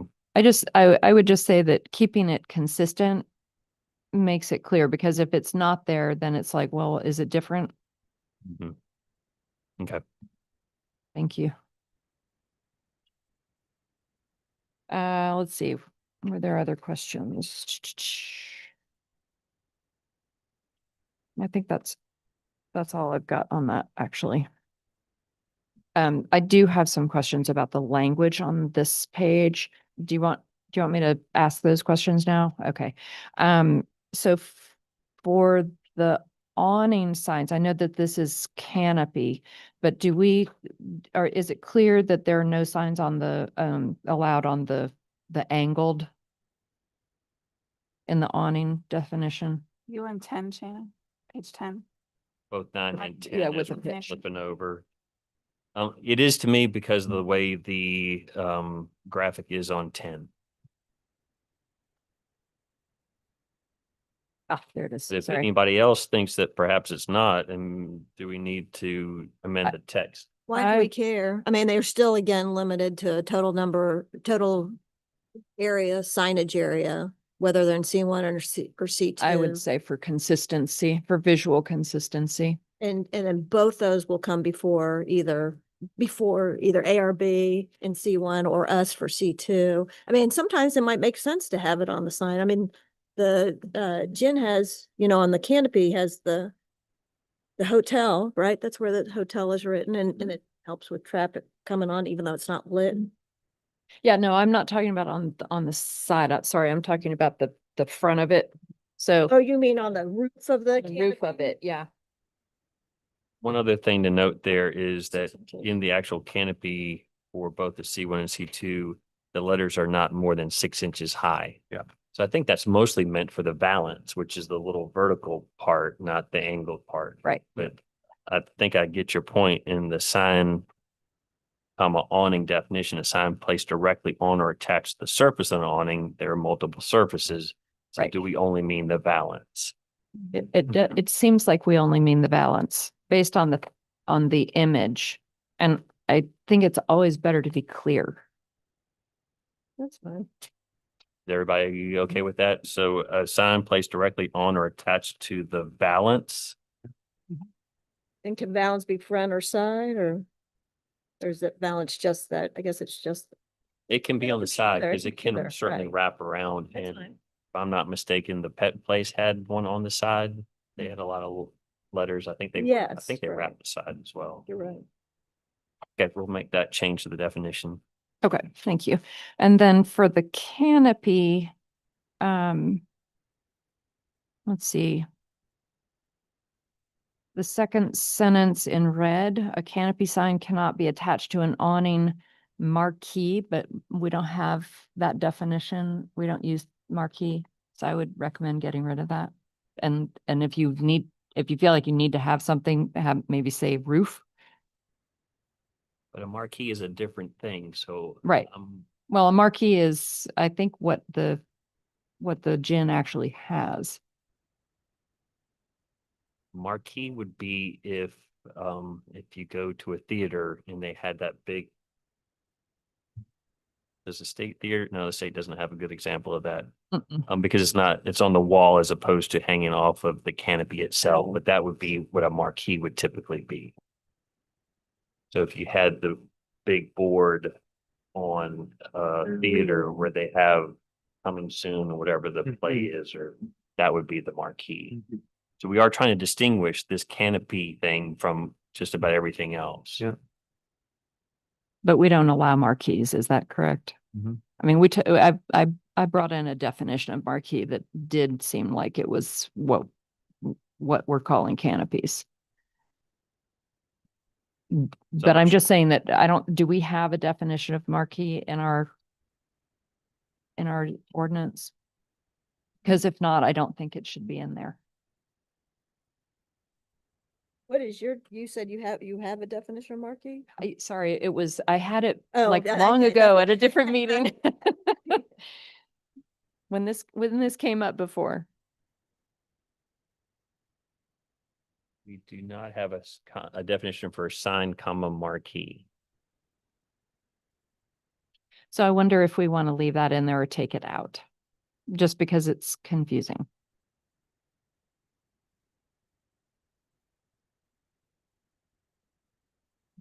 We don't have it as a structure either.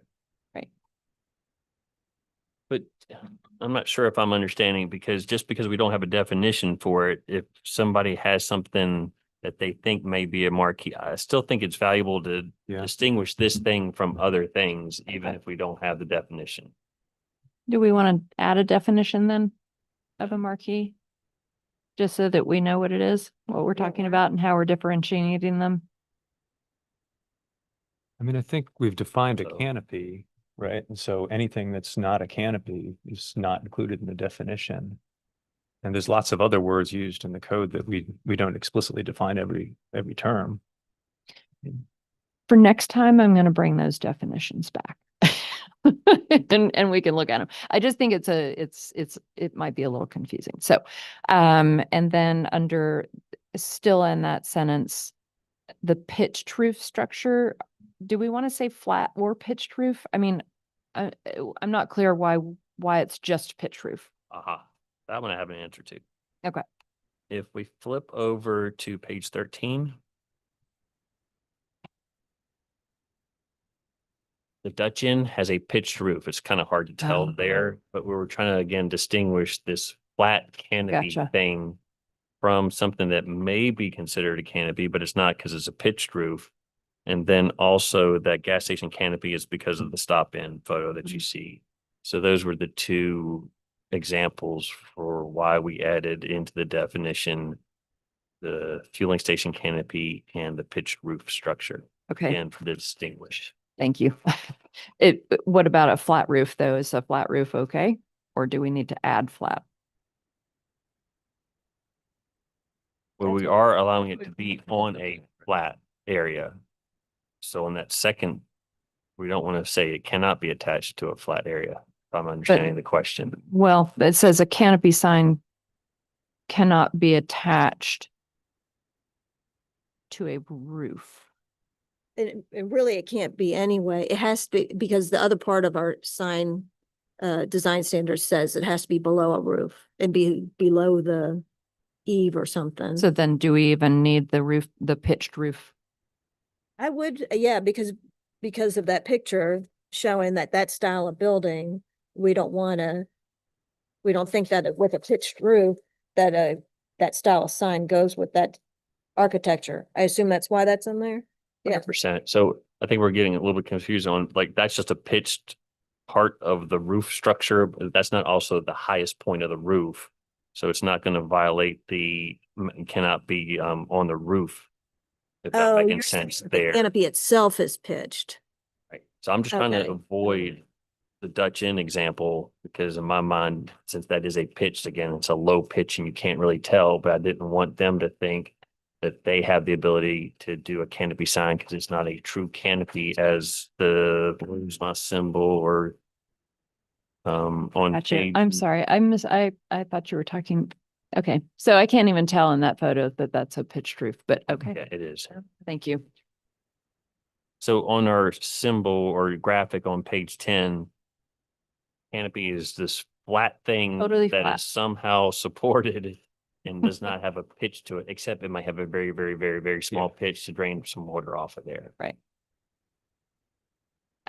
Okay. Next question is in the blue, the zoning administrator is authorized to require the brightness of a canopy sign to be reduced to a specific level. It's very subjective. Our attorney is requesting that we not use that type of language. So that we do have something that's measurable and enforceable, and that's what we're working on. Okay, so the attorneys this is are still- already on that, and then also the word excessive. Mhm. If the administrator finds the sign that it emits excessive levels of light, Again, is he also working on that? no, we're going to be working on sort of the brightness. So this is still just a placeholder. Okay. For us to get a better understanding when we have the Okay. full sign package to understand sort of the type of letter, how much oomph it's going to produce, however we measure that or however it's actually produced. So we still have some work there. Just to Back clarify, the- I'm sorry. Go ahead, Tori. colored lighting is not part of this, or colored bulbs is, are we still giving? Color is Okay, one of the yeah. notes on the C1, so we're going to be a little bit more flexible on C2 and allow colored individual. And if you look at the gin, again, these are individual letters that are going to be illuminated somehow, maybe partially obscured or completely through a colored lens. But yes, there was a request, or at least some direction from council that it be a white light and not allowed in the C1 zoning district, which is again, the historic downtown preservation, that we have white light. And then I think it was planning commission at the last meeting during our work session and try to work in the word warm. Yeah, okay, so we'll specify that it cannot be colored. like it Correct. has to be. So that's the no. The diffuser can't be, if it has a Right, okay. diffuser, that Okay. can't be colored Okay. either. We are trying to make Mhm. some limitations, so it is whatever you see, it ends up being Right. either white or warm Perfect. white. We have to figure out how to do that through degrees Kelvin or however that happens. In C1. And C1 only at this time, unless there's, so far it was, and you look at the sheet sign, look at the colors on the canopy, and then what, I don't think it really helps us to limit the color just to white there. Yeah. Going, Agreed. going back to the definitions, what Shannon pointed out. Could we change the definition of canopy itself to say an overhead flat roof? Yeah.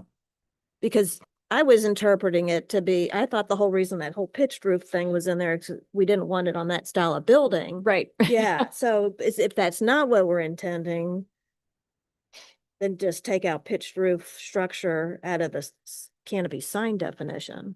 Mm-hmm. All right, so say that again, just take out that last section. Yeah, so the main thing is on the canopy definition to add flat, so an overhead flat roof. Where are you, Leslie? Sorry. Page 9, Yeah, right? page 9 Right. on the definition. So canopy and overhead Oh, flat roof. That would work. And What are stanchions? Why am I Say the blanking on metal word? things that Yeah. sort of hold it up. Oh, it's an angle bracket, more or less. I think so. on the graphic on page 10, those are the little metal things that are supporting it from above.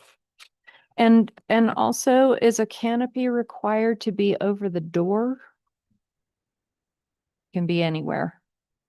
So far, there's nothing that says it has to be over the door, their main door, or And is that something that we would want to restrict? a good point.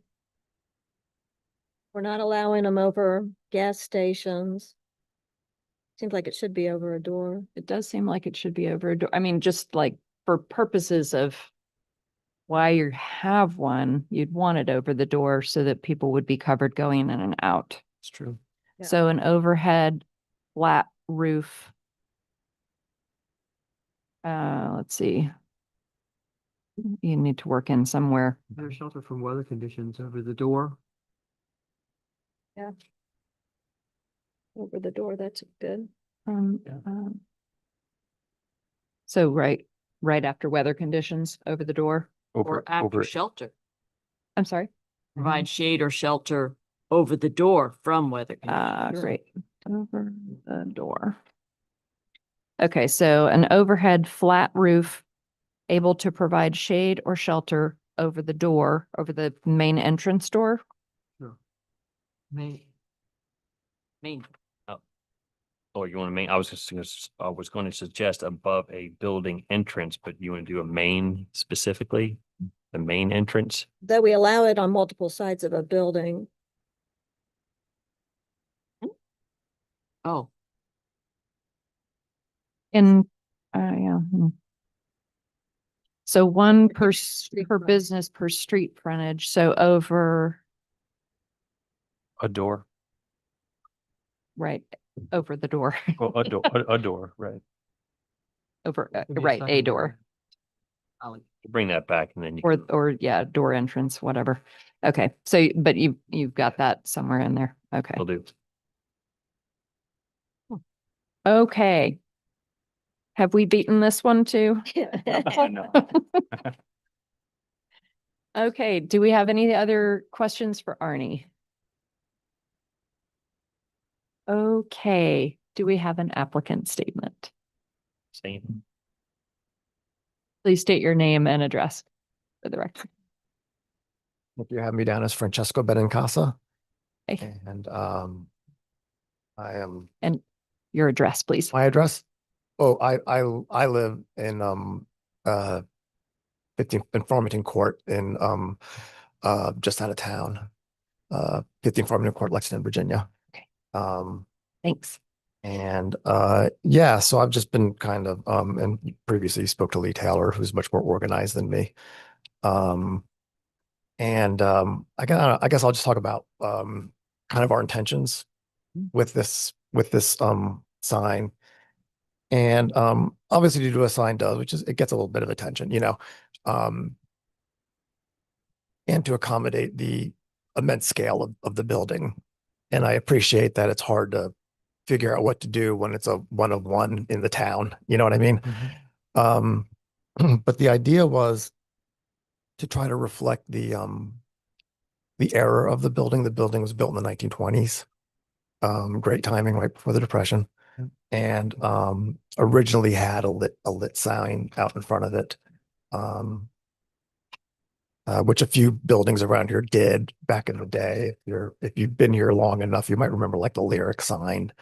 But to reflect that era, it's like it's built in the 1920s. You would have a lit sign, you know, electricity would be the rage.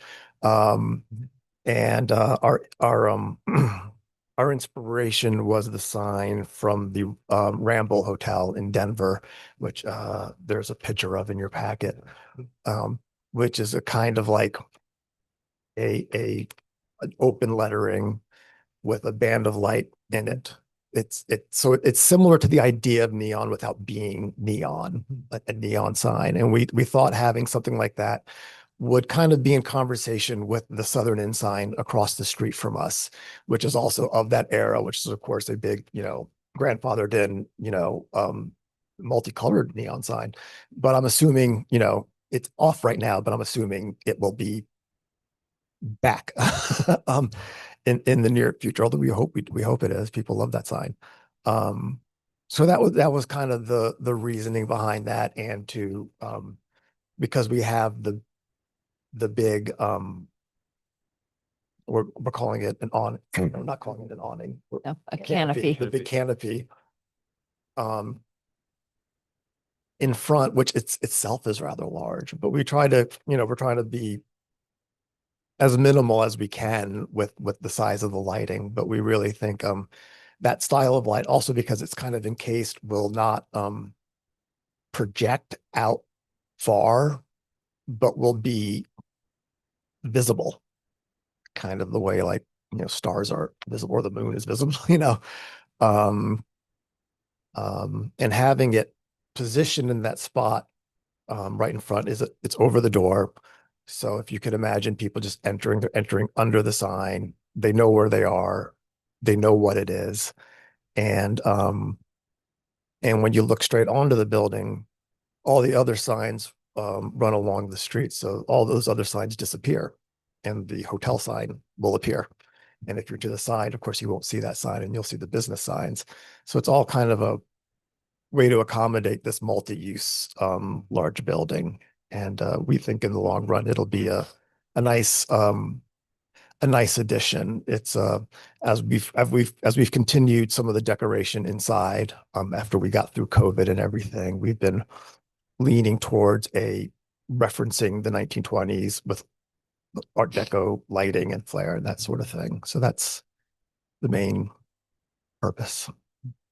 Right. Does anybody have any questions? One, have you looked at styles, the similar, that style of sign, but with a diffuser over the front? We could. I kind of worry about that would blunt the details of it a little bit.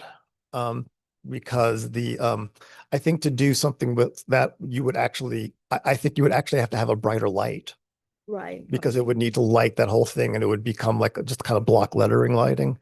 And we are going for something more of like an outline that I think is a little more stylish and like I said, a little more in conversation with the Southern Inn sign across the street, you know, because that's kind of the main, I think, visual draw in the street when you look out on the street when that sign's on. So to be part of an entire like look and feeling on that block. So is this drawing, when you say outline, is this kind of accurate, or you mean, or? Yeah, so if you see like the white part would be like what's lit. Yeah. So it's actually this one, not the. And how would there be lighting on the? I mean, that looks like yeah, the stuff. The Neon. neon, Yeah. right? It looks like neon. Is it neon? It's not neon, no. Not neon. LED or? It would be LED. But it's like a rope around But it. it's like that. Yeah. It is in a sense similar. Like if you were making a neon sign today, you would use LED. You wouldn't use, Yeah. you know, blown glass neon. Yeah. And of course, LED is much more controllable. And you know, as we talk about potential lumens or kelvins and things like that, that there's a lot more flexibility. And it's going to be in the lettering, so it's not it's all going to be part of what frames the whole thing. And the lettering, having that lettering frame will kind of encase the light. So you should really see the lettering stand out there. So there wouldn't be any light emitting from the sides of this sign, just from the front. Just from the front. And so I'm sorry, I'm just trying to, so these are gonna be like solid letters, like a T would be here, and then the light would just be around the outside. Yeah, but it would be like that letter is hollow. The letter is hollow. Yeah. And how deep? So along the inside, Yeah. if you think of like an aluminum frame of a letter, and along the inside of that, you would have, sorry, the light, like the Those tube are light. 3D things. If you look at it from the side, this is the back, and then the return is how deep it is, and then Mhm. the light is on the inside. And the entirety of the inside, Yeah, like, it would follow the outline of the letter. So if you had a big letter T, it would follow the inside of that letter T, but it wouldn't like, you would see that that it's a tube and not just a solid light. Right. That's outlining that letter. That should really I think make it eye-catching, but at the same time, it shouldn't project out too So- far. so it sounds like you've seen something like this, or do you already have these? I don't have them, no. because- Can you provide Arnie with some photos so that we can look at those? I think it would be really, it's very hard to, Sign manufacturer is still working on a set of Yeah, specs. That's and- what we haven't been able to get from the sign manufacturer. but as of yet. but if you've seen others that are like it, I mean, this can't be the only one that's We could. like it. I just think that it would be helpful. This picture that Arnie gave us at least shows it a little bit more like he's describing rather than what we originally right. had in I the package. just- Yeah. I think it would be helpful to see an actual one. Yeah, unfortunately, the ramble sign is very small. It's hard to see on this on page. Where is the Ramble? Where in Colorado? It's in Denver. In Denver. It's similar in that it's an old historic building that I think it may have actually been like a warehouse of some sort that got renovated into a hotel. But they do a very kind of contemporary version of Art Deco in there. And so we kind of use it as not a copy, but as an inspiration for some of what we've done over at the Gin in trying to bring up some of the initial kind of architectural ideas behind that building, which as we peeled away parts of that building, we discovered more and more of, the original colors in that building were green and pink. Oh, really? Yeah. Yeah. When you tore everything out, that's what we found. It was really interesting. Did the original, I know it's covered up now, but the original Robert E. Lee lettering, did it have a cover on it, or was it bare was ball? cut into that canopy Okay, and backlit okay. with like a diffused in front. Yeah. Um, See, I'll be honest. I like that style of sign better. It kind of, partly because I thought it sort of referenced what used to be there. yeah. Having a diffuser and having a solid. The difficult thing with that particular sign is that it's a solid piece of. Oh, no, steel. no, I don't mean putting that back. I'm just telling you, just, I like this style Oh. better than this style. Okay. But it's not my choice, but I just, in part why I liked it, because it's sort of, if that's really what this used to look like, I thought it's referenced it Well, historically. we're playing around with it because we can't do exactly what it looked like. Yeah, no, I What totally it get looked that. like was actually more with when we had the letters cut in. And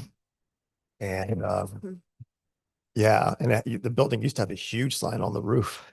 A giant one, kind of like the one in Stanton does. I think they have the big sign on the roof. That's right. Yeah. So, So it looks like none of these is what we're talking about. Is that? Yeah, not quite. correct? They don't exactly fit. The reason I handed that out is we covered this quickly last time, so sorry for this review, Yes, but there are I 4 wasn't- types of channel letters, and I want to be sure that Yeah. the one that Frankie chooses is the one that we allow and not the other ones. And just to go quickly on page 1, the double tree sign, that happens to be on standoff. So those are individual letters with a diffuser, and that is a front lit channel letter. Right. So it's a 3D letter. It's got the light source in the middle, and it's got that diffuser that we're talking about at the very front of it. The next page, you have a channel letter, but the light is actually going out the back and bouncing off the wall to give it sort of its prominence. The one below that is both coming out the front and out the back. So that's a combo. And then the last one is that AMC, even though you can't really tell all that well, it is the channel letter, but it has no face on it. So it's an open face. And then the neon, this is neon. So it's only the neon that's running through the back wall of the letter. And again, it's going to have it's a 3D thing. So the light won't go up or out. It's just coming straight out the front. That's the closest. But that is an Yeah. open face lit channel letter. And I think that's what we're talking Yeah. about. Yeah. But until I see the specs from the sign manufacturer, I'm not sure. Yeah, I hope to get that soon. I do. So unlike the AMC, which has like 3 rows of lighting, you're just talking about a single. That would go all the way around. That so would go- it would be kind of like 2, in a way, but Yeah. As you're yeah. talking like it's on the outline. yeah, Right. yeah, we wouldn't have that middle channel, and obviously it's not gonna be red. Right. Yeah, but doesn't the Hampton Inn have the backlit style? Okay, Sure. I'll call out there did. Okay, and then so back to the AMC, yours wouldn't have it's not on the edge of yours is not on yours is on the edge. Your lights you're proposing that you're asking us to approve is on the edge of the lettering. Yeah, Correct, that's the as idea. opposed to As these are opposed sort to of this one. inside the sign. Well, it would be the inner edge of the letter.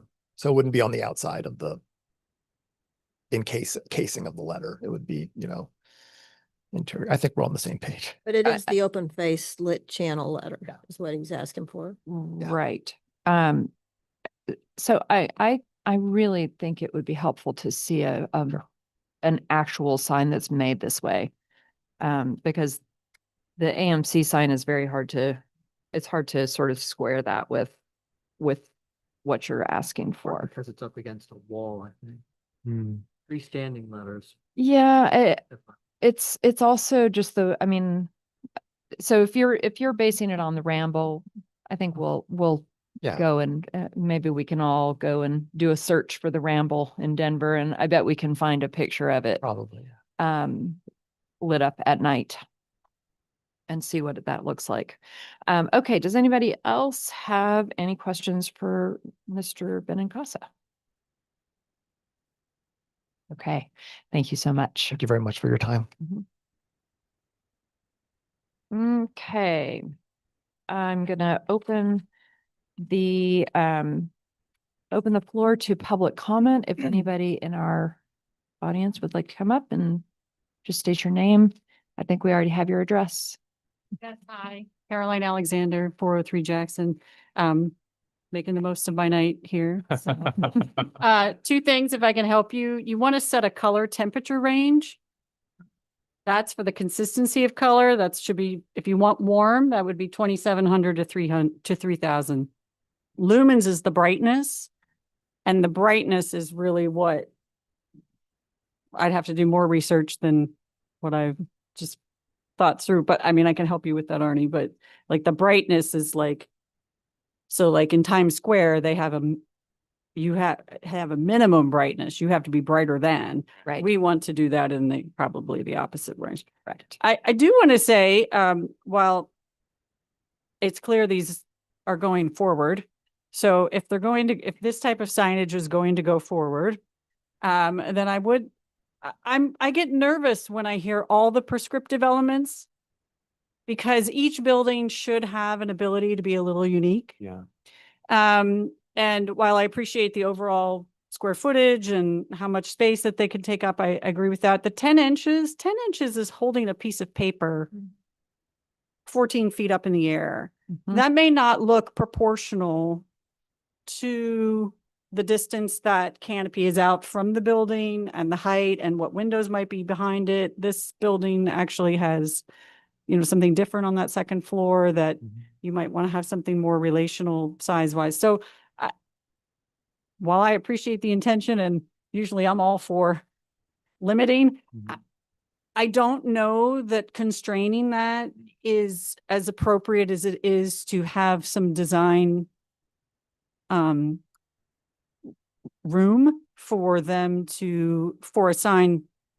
a designer to really come back and say, this is what is going to look best on this facility based on the approach.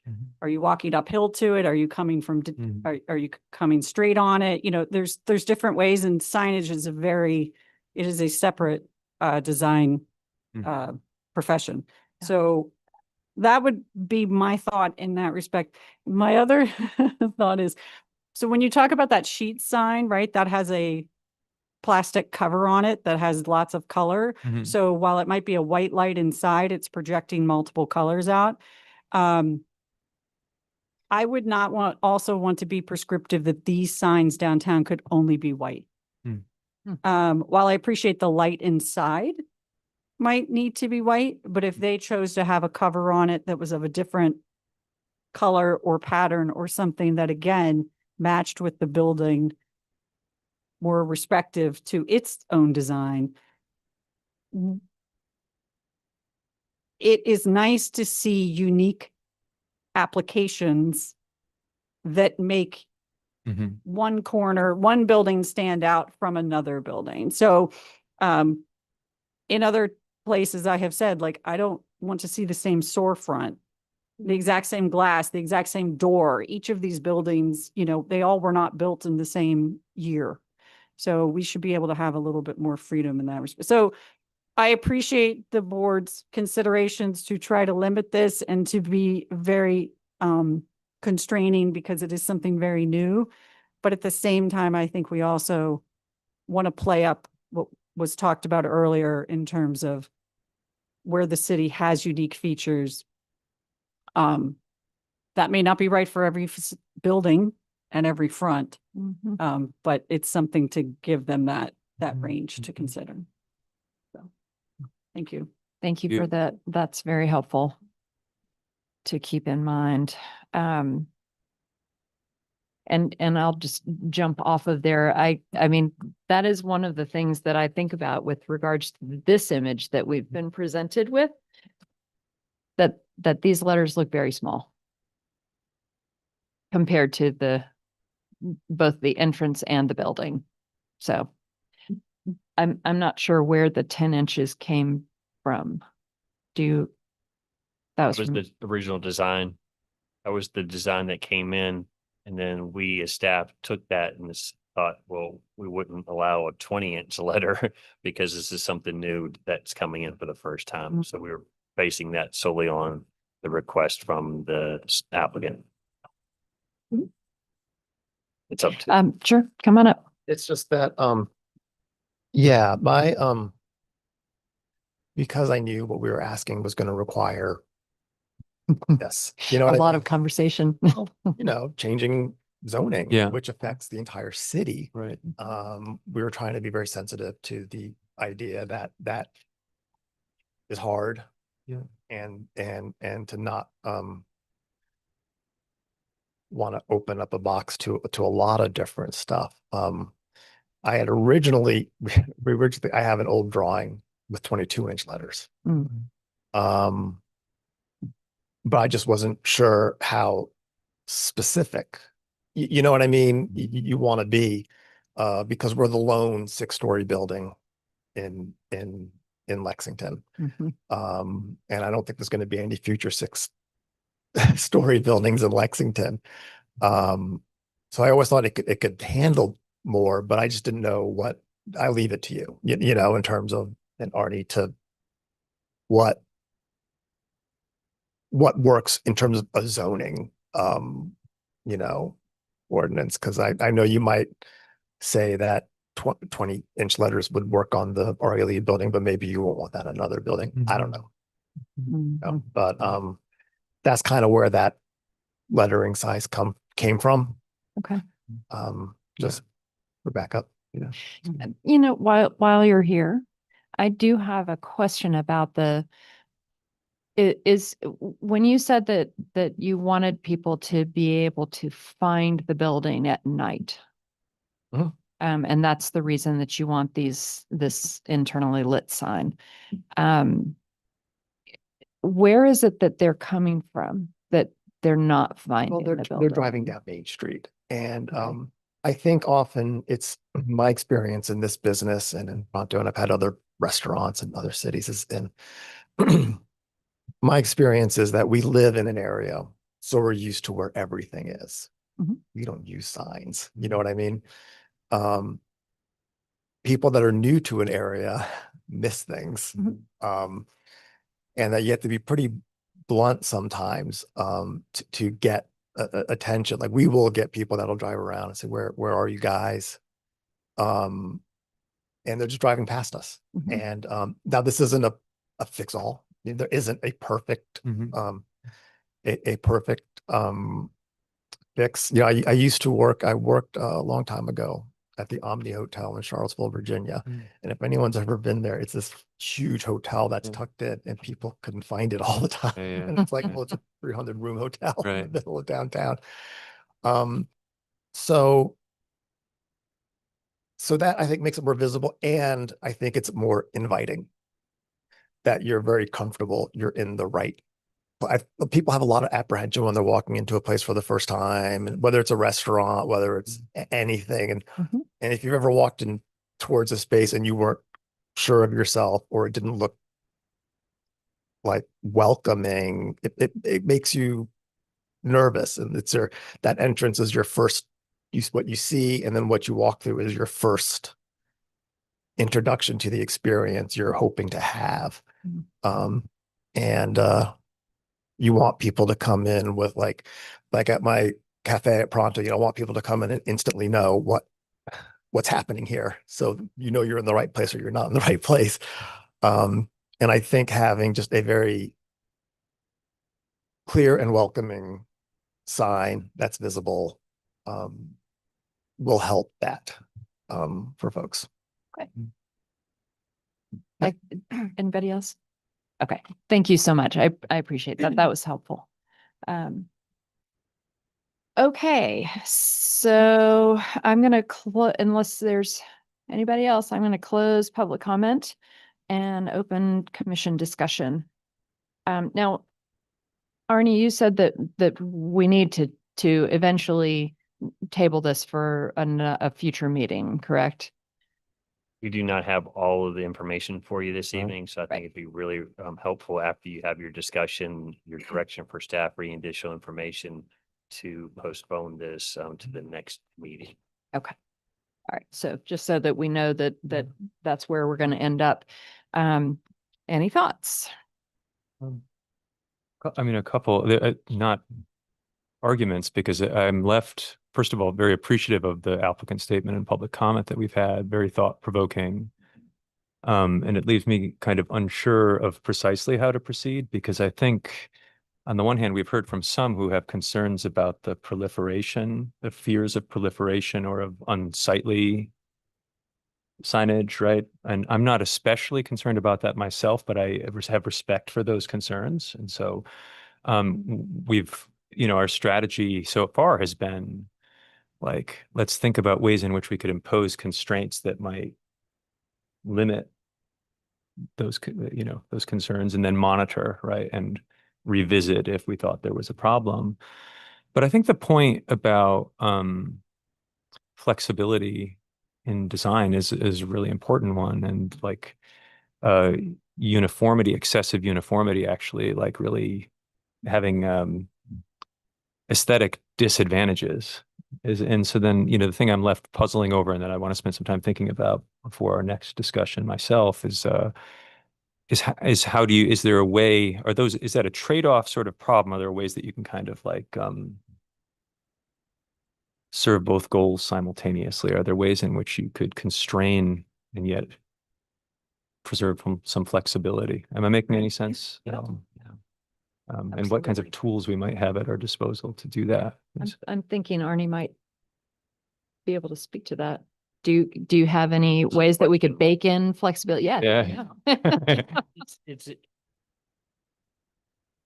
are you comfortable with potentially, say, not having the color on there and allowing the ARB to figure that out? Mhm. Even though there's really nothing specific in the ARB about signs, about color that I can remember but they have enough in the design guidelines to perhaps determine when for each individual project that has a canopy to begin with. So there aren't going to be too many of these. Mhm. So is there that comfort in being a little bit more flexible and not so prescriptive at this point, knowing that you do have that backup with the ARB and their design guidelines?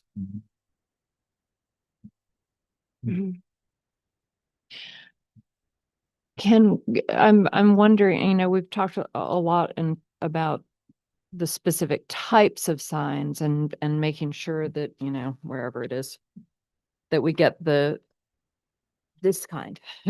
But what if we end up saying, well, maybe sometimes we want that neon, you know? Is there, can we have that kind of flexibility as well, that, you know, to Miss Alexander's point, maybe we want, you know, maybe it would be better to have, you know, this is a neon sign and, well, this is a backlit sign, and, you know, and have that flexibility that as long, I just feel like somebody needs to be looking at it to make sure it looks right with the historic structures, and that maybe we don't need to be so prescriptive. Right. That's up to you on how you want to make that recommendation. Again, I think the backstop is ARB, their expertise and their design guidelines that they're following. On one small point, if it was made that we want it to also be neon, right now there's nothing that says it can't be neon. So I was hoping, because we're going down that prescriptive path, because we don't know what these are, and we'd like to see the first one actually on the building and see how we can interact with it over time, size and type, that we would specifically say or limit to just the type of open face. But we did not say that it has to be neon or LED only or neon. It could be neon. My limited understanding is most of these signs now are not neon because that's so much harder to produce. Yeah. There are fewer manufacturers of that. So most of them are going to LED because of the longevity of the lights, and it's just easier. And then also the ability to adjust them is much more available. Right. Yeah. So I like this idea of potentially deferring to ARB. If what I'm wondering from a process point of view, because again, I'm still relatively new to all of this. So when we consider a conditional use permit, I know different thing, right? Like basically we have a finite and defined set of criteria that we can use, right? And on the basis of which to issue our judgment. And I don't know whether ARB operates under a similar set of constraints, and if they do, what kinds of things that we could consider that would enable them to make the kind of flexible judgment that they might want to make. Does my question make sense? Yes. Yes, and I'll answer that. You have your conditional use permit and you have your 3 or 4 conditions Right. of issuance Right. that you're all familiar Right. with seeing. ARB has a similar set of sort of for each, not just signs, but for all of their COAs. I think Right. there are 3 criteria that are very, very broad, Mhm. but they also have the entire set of design guidelines. Right. And I cannot remember specifically off the top of my head what's in there for signs, but we could forward that chapter or that section of the design guidelines to you to see if that's helpful in allowing this greater flexibility Mhm. potentially. And ARB governs the design guidelines and can change them and are Yes, binding. we've only Mhm. amended them once, and I can't remember why, but yes, they are design guidelines that they are, and they're guidelines. Mhm. You know, they're not hard and fast because again, we're talking about aesthetics, and so they are guidelines for them to follow. Mhm. And would they cover this kind of sign since it's not allowed right now? Well, no, because I wouldn't take the only sign that I would take to the ARB that's internally illuminated is a neon sign. That would be a window sign, no greater than 3 square feet in size. So they would not, would they need to actually create a new design guideline for? That is in the zoning. So Okay. what we're changing is the zoning Yeah, yeah. text. But it may be helpful for me to provide you with the sign section of the design guidelines. You don't Yeah. need to see the roof think of so. the other stuff. Yeah. See if there is something as it's currently drawn up without amendments, hopefully. Mhm. Is that enough restriction without going too prescriptive in the zoning? And I think that would be very helpful. also just to clarify that if we change the zoning that we're talking about, if someone else wants a canopy sign, they have to go through the ARB process every time they're applying for a new canopy sign after we change it. So it still has to go through them, correct? They're in the historic district, in the C1 zoning district, which is the downtown historic preservation And- district. And they Yes. would have to approve those changes then. Okay. And that's true for canopies as well, just the canopy with no sign. If somebody was adding a canopy to a building, yes. Right. Maybe not helpful, but we're just changing the language. So when somebody presents something to the Historic Architecture Review Board or a COA, I will not provide them something that doesn't meet the requirements in zoning. Right. Right. Tell the folks that's, Yeah. they can't, ARB cannot approve something that's not allowed in zoning. Yeah. Right. So now it's your sort of, I think we're getting to the point where are we being too prescriptive? Do we want to open it up a little bit? Yeah. And just knowing that, again, the backstop is there because Right. every single application, every single improvement, every single sign, every single exterior improvement and every single sign has to go to the ARB. Okay. Now, there's a caveat. If something is less than 1 square foot in size, it is not a sign and therefore it doesn't have to go. So your hours of operation typically that you see on the door. So there's a little bit of an allowance there. Small signs. Yeah, I think it would be, oh, I'm sorry. No, I was just gonna echo what you were saying, that maybe we don't have to be Yeah. as strict in what we're trying to see here if it's gonna already go through the ARB. Yeah, but But it does help to give them some guidelines and you know, we can always be more restrictive up front and then loosen it later on. But you can't really be loose up front and it's harder to reel it in. I will say, you know, the neon sign for C1, the 3 square foot, that's the only lit signs we allow. right. So this is a big change. Yeah. Um, and that was not well received, I guess, by the ARB originally. So I go both ways because I had asked Arnie the same question, you know, 10 inches, that's pretty small for some buildings. And he brought up, well, let's get this one passed and a future person can try to change it. Yeah. I do in some ways kind of agree with that. Let's see how it goes. But something we can talk about the next meeting. Yeah. Well, to Caroline's point though, once you or Frankie's point, once you have the gin sign and it's not proportional maybe to the building, then Right. you might have wished that we didn't have the restriction on the 10 inches going. Right. I understand your point, but Yeah. you can't go backwards and redo a sign either, where it might look better, larger on that building, right? Well, we're not restricting him. I mean, he's already told us that's what he wanted. Mhm. I mean, if that's not the case, talk to Arnie. If you really If want it something needs to be else, because adjusted, yeah. we're kind of using this sign as a base. Would you like to come up? It sounds like there's a question. Oh, like I'm opening a can of worms. Uh, If, Yes, if honestly, we it allowed it to permitted, be bigger, it would be would you? bigger, Yes, It would. it's permitted, it would be. Okay. Yeah. Because of the proportion. Right, of the- right. Yeah. sign, but yes. Thank you. All right, so now we know. Yeah. So, and I think the question is whether who is the right body to decide that? And is it the planning commission or is it the architectural review board? And honestly, I'm not sure that it's this group. I think I agree. Again, what I'm trying to understand is, and you're helping, if we could see their design standards, and I just want to make sure I understand their powers, basically, right? Because if we're the only ones that can constrain it, right, then, and if people want it constrained, then we have no choice, right? If they have powers and a greater ability to do the flexible adjust. So if we're the only ones that can constrain it, then I feel like those questions about proportionality are going to require a lot more careful attention on our part. And Yes, we've given them, absolutely. if we have people with expertise that's much closer to that point, and if they're empowered to exert those kinds of constraints, then I feel less like we need to do that. Does that make sense? Absolutely. Yeah. It does make sense. Yeah. I don't disagree with anything you said. We kind of gotten ourselves in a weird position in council though. Yeah. And Arnie, so this may be something we have to review because Frank's motion that Nick actually made was that city council refer this matter solely to the planning commission for additional review. And you know, we never, city council did not reject anything. So are we on a clock? That's a good question.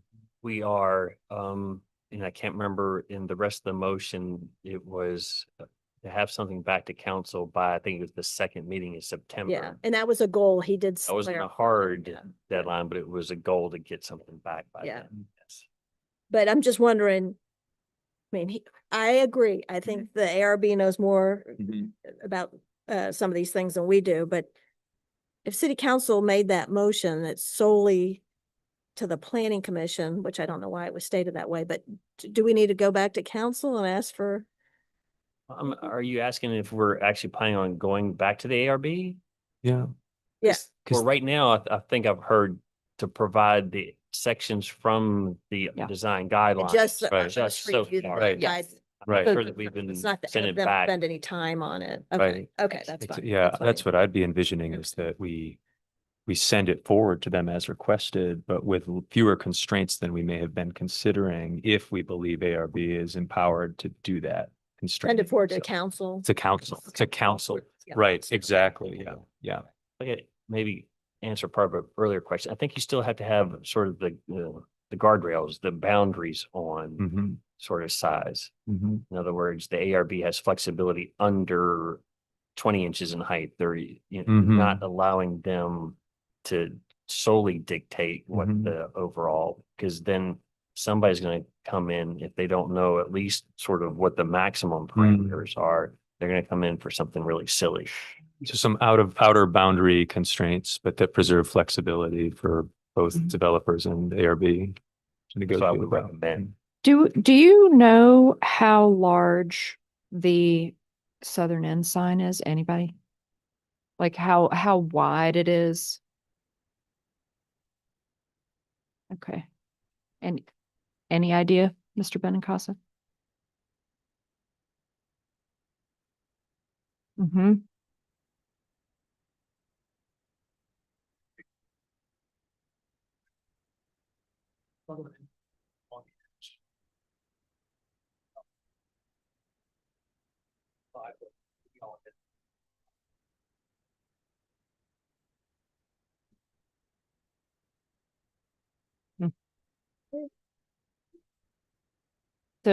So that, I mean, that just in terms of proportionality, I think that's too big.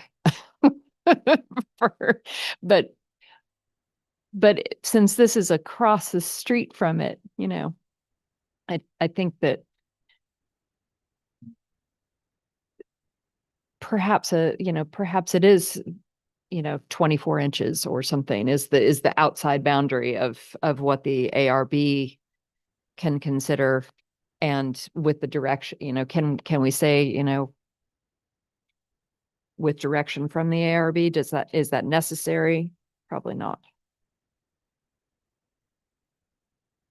So letters not more than, I don't know, does 24 sound That's too big? wonder if we should be making these sorts of decisions right now. Right. Yeah, Yeah. right. Well, agree this, with that. I'm just thinking of a placeholder. Okay, 24 inches. As opposed to 10 inches. As opposed to 10 inches. Leaving the discussion at the ARB. Yes, leaving the discussion with ARB, that, I mean, just sort of, but making sure that that's a placeholder, not a recommendation at this point. For the language that we're trying to put together. Okay. Yeah. Would you like to see what, because it's going to come around again in 2 weeks, as long as we can get something specific from the sign manufacturer? Should I change that in the appropriate section of that chart to something greater than 10 inches? Is that what I'm being asked to do? Yes, Both C1, C2. As a placeholder. as a placeholder. Okay, will do. And then the area would need to also be larger. And I- 24 is pretty big. I It's mean, it's a- pretty big. I mean, this is 2 feet 9 inches, but the lettering itself is much smaller than that. What, all right, where's that original? Well, that would just be the maximum. We're not Right, right, suggesting right, that he right. put 24 inches on the building, but the ARB could suggest Yeah, a version of that within those standards, right? right. But I'll just say it goes back to Julie's comments on the note that it's hard to say no if you approve one, or if we set a standard of that's a certain size, it's hard for them to say no unless it's totally out of proportion. So 20 inches? Do we need a number at this point? Yeah. Or can we just sort of say, next time we're going to talk about the number? Okay. There's also a request, if I can make it, of the applicant. Is there a possibility of cutting out a letter at 20 inches in height, 10 inches in height? And Oh. up there? Out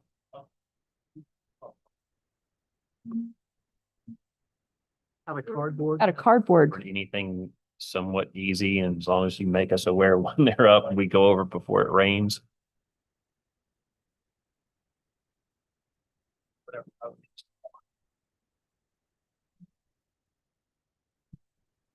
I think maybe if you did a couple of different sizes, that would really help. So maybe you do a 24-inch one and maybe you do a 15-inch one. I don't know. But then what size?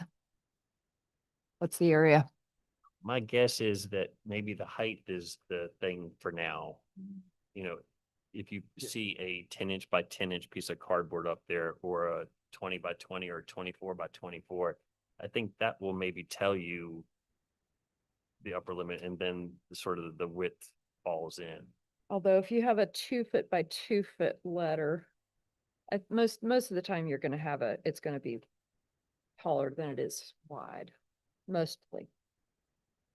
I'm trying to think of if the applicant is willing to put up something, just sort of something quick and easy. That maybe a couple of different sizes that we're talking about. 2 by 8. How wide is the entire canopy? Sorry. 12 feet. So that would be to here. That's gonna look really big. Try some smaller ones too. Yes. name. I mean, you don't want to shoot yourself in the foot, and make it look too big. So, that doable? Thank you. I appreciate it. All right. Anybody else? Any other things that? No? Okay. So then, do we need a motion we need a motion to postpone the rest of this conversation until our next gathering. I move to postpone the discussion of this discussion to our next meeting. Yeah, second. All in favor? Aye. Aye. And opposed? And the motion carries unanimously. So we're going to close this. Thank you for coming. And we'll look forward to seeing those photos. You'll get them to Arnie.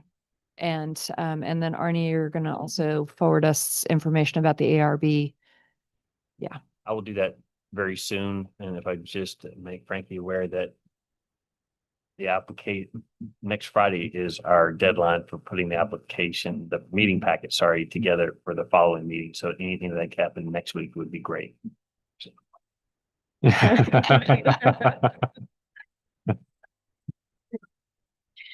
Okay, do we have a zoning and planning report? We do not.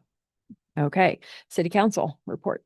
We met last Thursday and instead of having a regular meeting, we had a work session discussing the Moores Creek Dam. It Yeah. had a little sinkhole. You probably read about it in the paper. Okay. Look at us, we're at the end. Move adjournment. Second. All right, we have a movement and a second. All in favor? Hey. No. We are adjourned. Thanks, everybody. I said something similar to my wife. I'm gonna be in big trouble. Have some. Oh. What do you? This? You want that one? Oh, okay. Okay. You can have a. Clarifying. Yes. The applicant, some good points too. No, me neither. No, it was very interesting. In full circle, I'm so nice. It was very My chair. interesting. That he was right. It was very interesting. You know, this is why